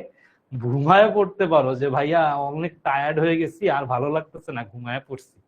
আচ্ছা, আমি যে বারবার পোলগুলা দেই, এই পোলগুলা কিন্তু সবগুলোই বোর্ড কোশ্চেন। এগুলা কিন্তু আমি নিজে নিজে বানাই নিয়ে আসি নাই, এগুলো সব বোর্ড পরীক্ষার প্রশ্ন থেকে নিয়ে আসছি। এবং আমরা ক্লাসেও সবসময় এই বোর্ড কোয়েশ্চেন গুলাকেই ফোকাস করি। ইভেন আমাদের মাস্টার বুকে যতগুলা প্রশ্ন আছে, যা কিছু আছে, সিকিউ এমসিকিউ সব, এগুলো সব কিন্তু বোর্ড প্রশ্ন, বোর্ড পরীক্ষায় আসা প্রশ্ন। এই যে দেখো, তুমি ক্লাসে আমার সাথে সাথে দুইটা এমসিকিউ সলভ করে ফেললা, সব কিন্তু বোর্ড পরীক্ষার প্রশ্ন সলভ করছো। তাতে করে সুবিধা কি হয়েছে, তুমি বোর্ড পরীক্ষার জন্য কিন্তু কিছুটা আইডিয়া পেয়ে গেছো যে বোর্ডে কেমন প্রশ্ন আসে, প্রিপারেশনটা কেমন করে নেওয়া উচিত। ঠিক আছে, সো এই জিনিসটা খুবই ইম্পর্টেন্ট। সো বোর্ড কোয়েশ্চেন গুলো আমি বেশি বেশি করে তোমাদেরকে ক্লাসে করানোর চেষ্টা করব, এবং আমরা টিচাররা সবাই তাই করি, এবং পাশাপাশি হচ্ছে আমরা মাস্টার বুকেও সেই কাজটাই করি। সো পোলের ইম্পর্টেন্সটা হচ্ছে তুমি যে ক্লাসের মাঝখানে এই যে একটু যাচাই করে নিলা যে আমি কতটুকু বুঝতে পারলাম, হ্যাঁ, আমি ক্লাসে মনোযোগী আছি কিনা। ধরো তুমি যদি ক্লাসটা না বুঝো, তাইলে কিন্তু তুমি পোলটা অ্যান্সার করতে পারো না। ঠিক আছে, তো ক্লাসে যদি বুঝতে পারো তাইলে তুমি কিন্তু পোলটা পারবা। তাইলে এটা একটা বুঝলা যে তুমি পোল পারলা, মানে ক্লাসের মোটামুটি বেসিক পার্ট বুঝছো। প্লাস তুমি যে বোর্ড পরীক্ষার এমসিকিউ আইডিয়া পেয়ে গেলা যে বোর্ড পরীক্ষায় কেমন এমসিকিউ আসে। ঠিক আছে, আর তারপরে হচ্ছে তুমি র্যাঙ্ক পাও কিন্তু আমাদের পোলে। আমরা যখন পোলটা দেই, তুমি ফার্স্ট সেকেন্ড থার্ড দেখতে পারো। যে ধরো তুমিও ঠিক অ্যান্সার দিছো, তোমার ফ্রেন্ডও ঠিক অ্যান্সার দিছো, কিন্তু তুমি 0.5 সেকেন্ডে দিছো, তোমার ফ্রেন্ড 0.7 সেকেন্ডে দিছে, তো তুমি কিন্তু তোমার ফ্রেন্ড থেকে আগায় গেছো। এইটা কিন্তু তুমি বুঝতে পারো যে কত ফাস্ট তুমি কারেক্ট অ্যান্সার দাও। এটা হচ্ছে পোলের বেসিক পার্ট। সো এরকম আমাদের সাথে ধরো তুমি বোর্ড পরীক্ষার প্রশ্ন সলভ করলা, তারপর হচ্ছে ভালো ভালো কোয়েশ্চেন সলভ করলা, যেগুলো পরীক্ষাতে আসার মতো, তুমি ইম্পর্টেন্ট টপিক কোনগুলো পরীক্ষাতে আসে সেটা ক্লাস করে বুঝলা, এমসিকিউর জন্য কোনটা ইম্পর্টেন্ট সেটা বুঝলা। সো তোমার জন্য পরীক্ষায় ভালো করাটা আলহামদুলিল্লাহ ইনশাল্লাহ অনেক বেশি ইজি হয়ে যাবে। এবং আমাদের পিছে যে ছবিটা দেখতে পারতেছো না, এটা হচ্ছে আমাদের কৃতি শিক্ষার্থী সংবর্ধনা। ঠিক আছে, মানে এটা হচ্ছে গত বছর যারা বার্ষিক পরীক্ষাতে ফার্স্ট সেকেন্ড থার্ড হয়েছে, এরকম দেশব্যাপী প্রায় 1000 খানেক স্টুডেন্ট এর রেজাল্টটাকে আমরা সেলিব্রেট করছি।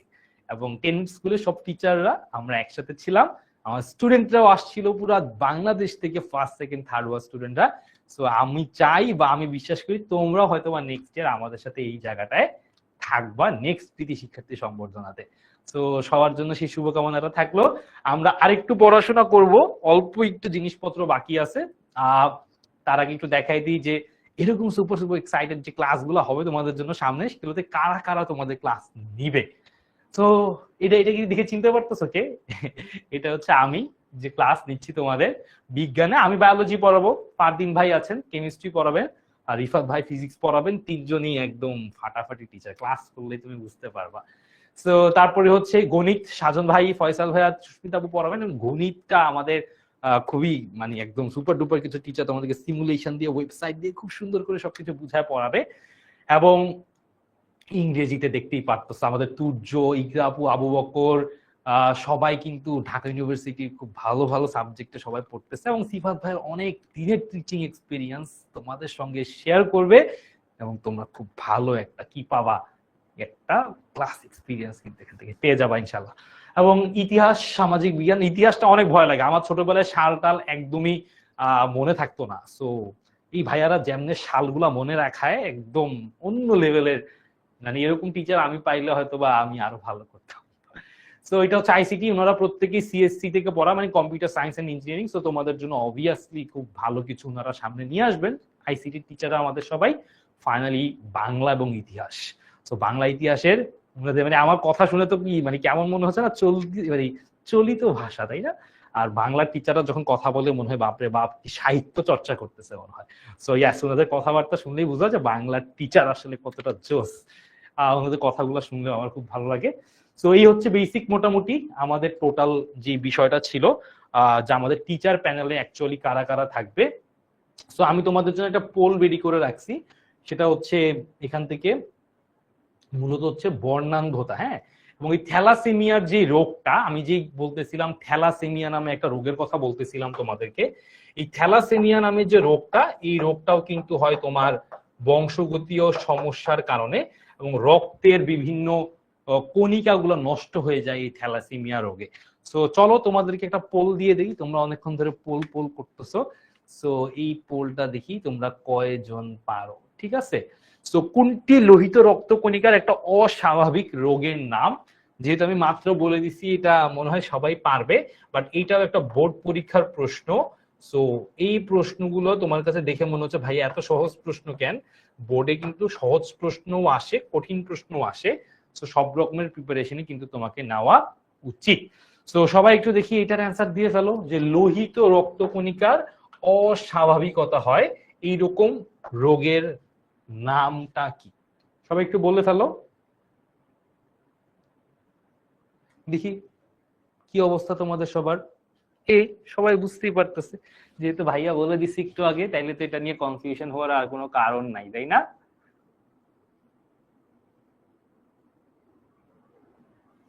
ওকে, নুরুন্নাহার, স্বচ্ছ, মাহি, তাহিরা, রাফি, ধ্রুব, জিদনি, আপন, শেখ সাদিয়া, সবাই কারেক্ট অ্যান্সার দিচ্ছ। আর না দেওয়ার কিছু নাই, রক্তের অস্বাভাবিকতা ওইটা ভুল আসছে এখানে, মেবি এটা হবে থ্যালাসেমিয়া। সো থ্যালাসেমিয়াটা হচ্ছে রক্তের অস্বাভাবিক রোগের নাম, সেটা হবে থ্যালাসেমিয়া। তো সবাই কারেক্ট অ্যান্সার দিচ্ছ, ভেরি গুড সবাইকে। এরপরে দেখো, এই যে আমার এই ক্লাসটা করাইলাম আজকে, ক্লাস করানোর পরে তোমার কাছে মনেই হইতে পারে যে ভাইয়া আজকে ক্লাসটা তো করলাম, অনেক কিছু বুঝছি, অনেক কিছু বুঝি নাই, বা ক্লাসে বুঝছি, বাসায় যখন পড়তে গেছি তখন অনেক কিছু বুঝি নাই। এরকম যে প্রবলেম গুলো হয় না তোমাদের, এগুলোর জন্য আমরা কোয়েশ্চেন এন্ড অ্যান্সার সেশন করি, যেটা হচ্ছে মূলত তোমরা আমাদেরকে প্রশ্নগুলো করো, আমরা তোমাদের প্রশ্নগুলোর উত্তর দিই। যে ভাইয়া আমি ওইটা বুঝি না, এটা আরেকবার বুঝান, আবার বুঝাই দিই। ভাইয়া এটা এভাবে না হয় এভাবে হইলে কেমন হইতো, আচ্ছা এইভাবে বুঝাই দিই। তো তোমাদের কোয়েশ্চেন গুলার অ্যান্সার যাতে তোমরা কি হয় তোমরা পড়ো, কিন্তু তোমাদের কনফিউশন গুলো দূর হয় না। তোমাদের কনফিউশন গুলো দূর করার জন্য আমরা ডিরেক্ট 1-to-1 এই কোয়েশ্চেন এন্ড অ্যান্সার সেশন গুলো করে থাকি, ঠিক আছে। তো শ্রাবন্তী, ইয়াহিয়া, তারপরে হচ্ছে সুদীপ্ত, তাসনিম, ভেরি গুড, তোমরা সবাই কারেক্ট অ্যান্সার দিছো। আমাদের কোনো প্রশ্ন থাকলে সেগুলো তোমরা কিন্তু আমাদেরকে জানাইতে পারো, এবং তোমাদের ক্লাস রিভিউটা আমাদের 10 মিনিট স্কুল সুপার স্টুডেন্টস গ্রুপেও জানাই দিতে পারবা। আর লার্নিং রিপোর্টটা খুবই খুবই ভালো লাগে আমার একটা জিনিস, কেন ধরো তুমি ক্লাসে 5টা পোল দিলাম, ধরো 5টার মধ্যে কয়টা কারেক্ট অ্যান্সার দিছো, কয়টা দেও নাই, হ্যাঁ। তারপরে হচ্ছে ধরো তুমি কতক্ষণ ধরে ক্লাস করছো, মাসে ধরো 5টা ক্লাস হয়েছে, কয়টা ক্লাস করছো, কয়টা ক্লাস করো নাই, সবকিছু এই লার্নিং রিপোর্টে চলে আসে। সো লার্নিং রিপোর্টটা আমাদের অ্যাপে যারা অনলাইন ব্যাচের স্টুডেন্ট তারা ঠিকই পেয়ে যায়। সো তুমি যদি লার্নিং রিপোর্টটা তোমার সাথে রাখো সবসময়, তুমি দেখতে পারবা যে ক্লাসে তুমি কেমন উন্নতি করতেছো। ধরো আগের ক্লাসে তুমি 2টা পোল পারছো, 3টা পোল পারো নাই, পরের ক্লাসে তুমি 5টা পোলই পারছো, তাহলে বুঝতে পারলা না যে তোমার উন্নতি হচ্ছে? এই জিনিসগুলো সব লার্নিং রিপোর্টে একসাথে সুন্দর করে দেয়া থাকে। সো ওই জিনিসটা তোমাকে অনেক হেল্প করবে তোমার প্রতিনিয়ত উন্নতিটা দেখার জন্য। এবার আসো তোমাদেরকে একটা পরীক্ষায় আসছে, বোর্ড পরীক্ষার একটা প্রশ্ন একটু সলভ করাই দিই, বুঝাই দিই। মোটামুটি শেষের দিকে, আমরা খুব বেশি প্যানিক হয় কিছু না যে ভাই এত কিছু পড়াইতেছে কেন আজকে। সো এইটা জাস্ট একটু বেসিক কিছু জিনিস তোমাকে একটু দেখাই দিই। বাট বোর্ড পরীক্ষার প্রশ্ন আমরা এরকম অনেক অনেক বেশি সলভ করার চেষ্টা করি। এখন তুমি বলবে ভাইয়া কেন এত প্রশ্ন কেন সলভ করা? ভাইয়া তুমি যত বেশি পরীক্ষার প্রশ্ন সলভ করবে না, তোমার হচ্ছে পরীক্ষা সম্পর্কে আইডিয়া তত ভালো হবে। পরীক্ষার হলে গিয়ে হয় না যে ভাই আমি পারি কিন্তু পরীক্ষায় লিখে আসতে পারি নাই। এটার মূল প্রশ্নটা বা মূল কারণটা হচ্ছে যে তোমরা পরীক্ষার প্রশ্নগুলোকে বাসায় প্র্যাকটিস করো না, সলভ করো না। তুমি পারো আমি বুঝলাম, কিন্তু পরীক্ষার খাতে যদি লিখতে না পারো তাহলে তো হইলো না। পরীক্ষার প্রশ্ন যত বেশি সলভ করবা তোমার পরীক্ষায় ভালো করার সম্ভাবনা তত বেশি থাকবে। তো আমরা আমাদের যে মাস্টার বুকটা থেকে শুরু করে আমরা আমাদের সবগুলা ক্লাসে বেশি বেশি ফোকাস করি বোর্ড প্রশ্নগুলো সলভ করার দিকে। কেন? বোর্ড প্রশ্ন যত বেশি সলভ করবা তোমার পরীক্ষায় প্রশ্নটা নিয়ে তুমি কাজ করতেছো, তার মানে তুমি পরীক্ষার মতো করে পড়তেছো, এটা তোমাকে পরীক্ষায় অনেক বেশি হেল্প করে। তো চলো সবাই একটু জিজ্ঞেস করি যে আমার এখানে যে চিত্র কিউ দেখতে পারতো, সেই চিত্র কিউটা কিসের চিত্র? সবাই একটু বলো তো।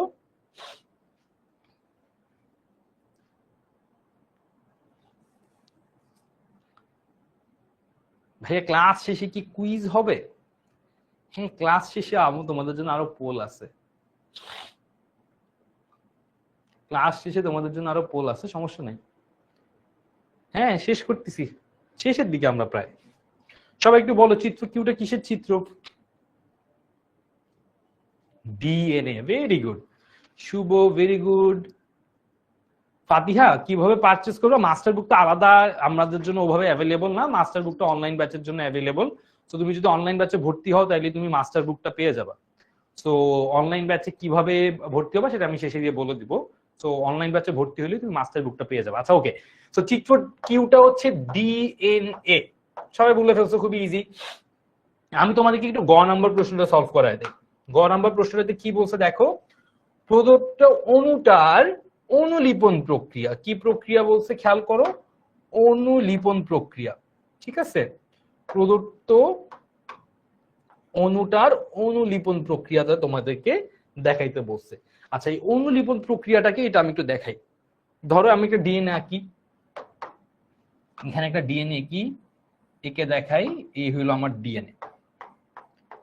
তো ডিএনএ এর অনুলিপন বলছে, এটা মানে কি এটা আগে একটু বুঝাই তোমাদেরকে। আমাকে বলছে ডিএনএ উদ্দীপকের কিউ অণুটার অনুলিপন। এই যে আমি তোমাদেরকে ক্লাস শুরু করার আগেই বলছিলাম না যে আমাদের কিছু টপিক আছে, খুবই ইম্পর্টেন্ট টপিক। হ্যাঁ, তো এই ইম্পর্টেন্ট টপিকটা কি, সেটা হচ্ছে ডিএনএ থেকে কিভাবে নতুন করে ডিএনএ তৈরি হয়।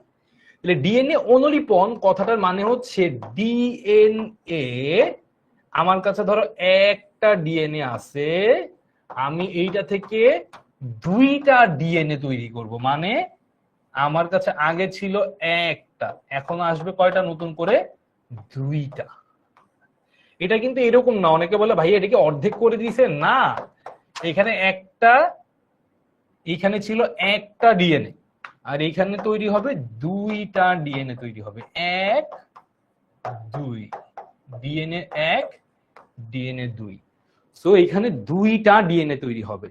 এই প্রসেসটাকে বলে হচ্ছে অনুলিপন। এবার একটা মজার জিনিস বলি তোমাকে। ধরো তোমাকে আমি বললাম এই বইটা দিলাম, মাস্টার বুকটা তোমাকে আমি দিলাম, দিয়ে বললাম মাস্টার বুকের এই পেজটাকে তুমি দুইটা পেজ বানাও। ঠিক আছে, মাস্টার বুকের এই পেজটাকে তুমি দুইটা পেজ বানাও। তাহলে তুমি বলবা যে ভাইয়া এখানে ওয়েটা কি দুইটা পেজ বানানো?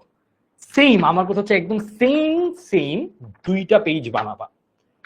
তাইলে তুমি যে কাজটা করবা, তুমি করবা ফটো কপি করবা, তাই না? ফটো কপি করবা। ডিএনএ অনুলিপনটা ঠিক এইরকমই একটা ফটোকপি। এখন বাবা, তুমি কি ডিএনএ কে ফটোকপির দোকানে নিয়ে গিয়ে ফটোকপি করবা? না, সেই ফটোকপি বলি নাই।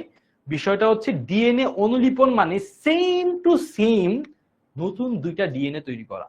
আমার কাছে আগের একটা টেমপ্লেট আছে, আগের একটা পেজ আছে, ফটোকপি মেশিনে দিলে যেরকম সেটা আরেকটা সেম টু সেম পেজ তৈরি করে দেয়। ডিএনএ অনুলিপন প্রক্রিয়াটা এরকম ফটোকপির মতোই। তুমি ডিএনএটাকে আরেকটা ডিএনএ এর ভিতরে, মানে ডিএনএটা থেকে আরেকটা ডিএনএ তুমি কি করবা, এখান থেকে তৈরি করতে পারবা, এবং এইটাকে বলে ডিএনএ অনুলিপন পদ্ধতি। এখন ডিএনএ অনুলিপন পদ্ধতিটা আমাদের জন্য কেন খুব বেশি গুরুত্বপূর্ণ, কারণ হচ্ছে ধরো তুমি একটা কোষ থেকে নতুন আরেকটা কোষ তৈরি করবা। ঠিক আছে, একটা কোষ থেকে যখন আরেকটা নতুন কোষ তৈরি হবে, মানে একটা কোষ থেকে যখন দুইটা কোষ তৈরি হবে, তখন বলতো নতুন আরেকটা কোষের জন্য আমার কি লাগবে? নতুন আরেকটা ডিএনএ লাগবে। সেই ডিএনএ আমি কিভাবে পাবো? এটা আমি এই অনুলিপন পদ্ধতির মাধ্যমে পাবো। তো এই অনুলিপন পদ্ধতিটা এই জন্য আমাদের জন্য খুবই খুবই গুরুত্বপূর্ণ। সো অনুলিপন পদ্ধতিটা সম্পর্কে আমাদেরকে খুব ভালোভাবে জানতে হবে, কারণ এইটাও সিকিউ এর জন্য খুবই ইম্পর্টেন্ট একটা টপিক। যেহেতু আজকে সময় স্বল্পতা, আজকে খুব ডিটেইলস এটা আর বুঝাইলাম না। নেক্সট ক্লাসে ইনশাল্লাহ আমরা মেইন যে ক্লাস আমাদের রেগুলার, সেখানে ইনশাল্লাহ এটা খুব ডিটেইলস আমরা পড়বো। এটাটা আমাদের সিকিউ এর জন্য, পরীক্ষার জন্য কিন্তু খুবই খুবই ইম্পর্টেন্ট একটা টপিক, খুবই খুবই ইম্পর্টেন্ট একটা টপিক। সো যারা জিজ্ঞেস করতেছিল ভাইয়া ইম্পর্টেন্ট টপিক গুলো বলে দেন, এই যে পড়ানোর সময় সময় কিন্তু আমি বলে দিচ্ছি কোন টপিক গুলো ইম্পর্টেন্ট, কোন টপিক গুলো পরীক্ষাতে বেশি আসে। সো ডিএনএ অনুলিপন পদ্ধতি পরীক্ষার জন্য বেশ ইম্পর্টেন্ট একটা টপিক, এটাকে খুব ভালোভাবে পড়তে হবে। সো এইটা যাতে আমাদের কোনোভাবে মিস না হয়। তো এইভাবেই আমরা পরীক্ষায় আসার মতো যত টপিক আছে, অধ্যায় ভিত্তিক প্রশ্ন আছে, উত্তর আছে, এমসিকিউ সিকিউ সবকিছু আমাদের মাস্টার বুক এবং ক্লাসে সলভ করার চেষ্টা করব এবং চেষ্টা করে যাচ্ছি। আশা করি ইনশাল্লাহ তোমরা আমাদের ওবি রেগুলার ক্লাসগুলোতে সেম লেভেল অফ আরো বেটার এক্সপিরিয়েন্স পাবা। তোমাদের জন্য এইবার প্রশ্ন, আমি প্রথমেই বলছিলাম যে বর্ণান্ধতায় কি কি রং নিয়ে মূলত আমাদের ঝামেলা হয়, বা চোখে আমরা কোন কোন রং দেখতে পারি না। তো দেখি সবাই একটু এটা অ্যান্সার বলে দাও আমাকে কমেন্টে। আর তোমাদের জন্য আরেকটা প্রশ্ন আছে, তারপরে ইনশাল্লাহ শেষ, আমাদের ক্লাসটা অলমোস্ট শেষ, ঠিক আছে?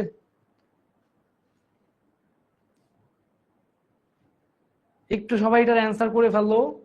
শেষ, আমরা শেষ, আর 2 মিনিট লাগবে সর্বোচ্চ, সবাই এটার অ্যান্সার করে ফেলো। এই আল্লাহ হাফেজ ভাইয়া কই, আমি এখনো যাই নাই, আরো 2 মিনিট লাগবে আবার। হ্যাঁ, সবাই একটু পোলটার অ্যান্সার করো। ডি, নীল সবুজ। আচ্ছা, লাল সবুজ, লাল সবুজ, ওকে ওকে, লাল সবুজ যারা বলতেছো ফাইন। হ্যাঁ, সবাই দেখি লাল সবুজ বলছে, তাহলে সবাই জানে, কারণ আমি প্রথমে একবার বলছি এটা। তো ইয়াস, এটা হচ্ছে লাল আর সবুজ কালারকে বর্ণান্ধ যারা তারা আলাদা করতে পারে না। সো দেখো, প্রত্যেকটা ক্লাস শেষে কিন্তু এক্সাম হয়, তোমাদেরও এই ফ্রি ক্লাসের শেষে একটা এক্সাম হয়, এবং সেটা তুমি ওয়েবসাইটে যেখান থেকে ক্লাসে ঢুকছো তার নিচে এখানে একটা তোমার এক্সাম দেওয়ার সুযোগ থাকবে, এবং সেটা আমাদের অনলাইন ব্যাচও ডেইলি ক্লাসের শেষে ডেইলি একটা এক্সাম হয়, এবং তোমাদের আজকে ফ্রি ক্লাস শেষে আশা করি একটা এক্সাম থাকবে। সো ক্লাসে তুমি পড়লা টপিকটা, মাঝখানে মাঝখানে পোল দিয়ে এমসিকিউ শিখলা, তারপরে সিকিউ শিখলা, ক্লাসে শেষে একটা এক্সাম দিলা, মানে টোটালি কিন্তু টপিকটা সম্পর্কে তোমার আইডিয়াটা খুবই ক্লিয়ার হয়ে যাবে ইনশাআল্লাহ। সো আমরা এভাবেই সবকিছু ডিজাইন করে তোমাদেরকে পড়ানোর চেষ্টা করি। আমাদের হোমওয়ার্কটাও কিন্তু তুমি অ্যাপে সাবমিট করতে পারবা, এবং অ্যাপে সাবমিট করলে আমরা সেই হোমওয়ার্কটা চেক করে তোমাকে ফিডব্যাক দিব যে এটা ঠিক করো, এটা ভালো হয়েছে, এটা খারাপ হয়েছে। তোমাদেরকে 1 স্টার 2 স্টার 3 স্টারও দিয়ে দিই, যাতে বুঝতে পারো হোমওয়ার্কটা কেমন হয়েছে। ক্লাসে প্র্যাকটিস করানোর চেষ্টা করি, কুইজ সিকিউ গুলো তো ক্লাসের জুড়ে দেখছো, এক্সপেরিয়েন্স করছোই। টোটাল একটা প্যাকেজ দিয়ে তোমার পুরা পুরা পরীক্ষার প্রস্তুতিটা ক্লাসে আমরা করিয়ে ফেলার চেষ্টা করতেছি। সো তুমি অ্যাপে হোমওয়ার্ক সাবমিট করবে, এবং অ্যাপে আমরা তোমাকে সব হোমওয়ার্কের ফিডব্যাক, কোথায় কি মানে ভালো করতে হবে সেটা আমরা তোমাকে অ্যাপের ভিতরেই বলে দিব। সো ফাইনালি শেষ পোল, যেটা আমি ক্লাসে একবার বলছি যে কন্যা সন্তান জন্ম দেওয়ার ক্ষেত্রে আসলে দায়টা কার, পিতার নাকি মাতার? এটা হচ্ছে পিতা এবং এটা হচ্ছে মাতা। আমাদের একসময় অনেক কুসংস্কার ছিল সমাজে যে মাতারা মানে বিভিন্নভাবে অত্যাচারিত হইতে হইতো, যদিও আলহামদুলিল্লাহ এখন কুসংস্কার গুলো খুব একটা নাই। তো এটার আসলে বৈজ্ঞানিক কোনো ভিত্তি নাই যে কুসংস্কারটা ছিল। প্লাস হচ্ছে আসলে আদৌ কন্যা সন্তান হবে নাকি ছেলে সন্তান হবে সেটা তো কোনো ইম্পর্টেন্ট ইস্যু না, কারণ সবাই আসলে তার কাজ দিয়ে ভালো কিছু করতে পারে, কিন্তু সবকিছু উপর আল্লাহর হাতে। তারপর আমাদের সমাজে অনেক কুসংস্কার প্রচলিত আছে যেগুলো আমাদের দূর করতে হবে। বাট এই কুসংস্কারটা আসলে যদিও ছিল, তার কিন্তু বৈজ্ঞানিক কোনো ভিত্তি নাই। তো আসলে কিন্তু কন্যা সন্তান জন্ম দেওয়ার ক্ষেত্রে মাতার কোনোই হাত নাই, এটা আসলে পিতার কাছে, কারণ পিতার কাছে এক্স এবং ওয়াই ক্রোমোজোম। তো এক্স ক্রোমোজোম আসলে সেটা কন্যা সন্তান হবে, ওয়াই ক্রোমোজোম আসলে সেটা ছেলে সন্তান হবে। সেই ক্ষেত্রে কিন্তু আসলে মাতার কোনো দায় নাই। তো তোমরা সবাই কারেক্ট অ্যান্সার দিচ্ছ, এই হচ্ছে সেই কারেক্ট অ্যান্সারটা। তো সবাই আমাদের ফ্রি ক্লাসগুলো যদি আরো সামনে এরকম করতে চাও, আমাদের ওয়েবসাইটে গিয়ে খুললেই দেখবা প্রথমেই বাম পাশে এখানে ফ্রি ক্লাসের জন্য সবকিছু বুকিং দেওয়ার সেটআপটা আছে। তুমি ফ্রি ক্লাসের জন্য তুমি ওয়েবসাইটে চলে যাবা, ওই অপশনটাতে যাবা, তোমার ক্লাস কোনটা সেটা সিলেক্ট করবা, এবং তুমি কোন টাইমে ক্লাসটা করতে চাও সেটা সিলেক্ট করবা, তোমার নাম, ফোন নাম্বার, কোন ক্লাস, অ্যাড্রেস, স্কুলের নেম দিয়ে ক্লাসটা বুক করে ফেলতে পারবা। তো এইভাবে কিন্তু তুমি চাইলে আমাদের ওয়েবসাইট থেকে সামনে আরো ফ্রি ক্লাস বুক করতে পারো। আর যদি তুমি অনলাইন ব্যাচে ভর্তি হইতে চাও, তাহলে তুমি 16910 এই নাম্বারে ফোন করে কিন্তু আমাদের সব ডিটেলস জেনে যেতে পারবা। এবং অনলাইন ব্যাচে ভর্তি হলে তুমি সাথে কিন্তু একটা মাস্টার বুক পেয়ে যাবা, যে মাস্টার বুকে আমি আজকে যে ক্লাস কন্টেন্ট গুলো দেখালাম সেই সব ক্লাস কন্টেন্টের পাশাপাশি আর অনেক ইম্পর্টেন্ট প্রশ্ন, হোমওয়ার্ক এবং মডেল টেস্ট আছে। সো দেখা হবে নেক্সট কোনো ক্লাসে আরো সুপার ডুপার কোনো এক্সপিরিয়েন্স নিয়ে। আজকে ক্লাসটা যদি ভালো লেগে থাকে, তুমি অবশ্যই রিভিউটা আমাদের 10 মিনিট স্কুল সুপার স্টুডেন্ট গ্রুপে শেয়ার করবা, এবং যদি কোনো কিছু আরো ভালো চাও সেটাও জানাই দিবা। ভালো থাকবা, সুস্থ থাকবা, দেখা হবে নেক্সট আরো কোনো একটা সুপার ডুপার ক্লাসে। আল্লাহ হাফিজ।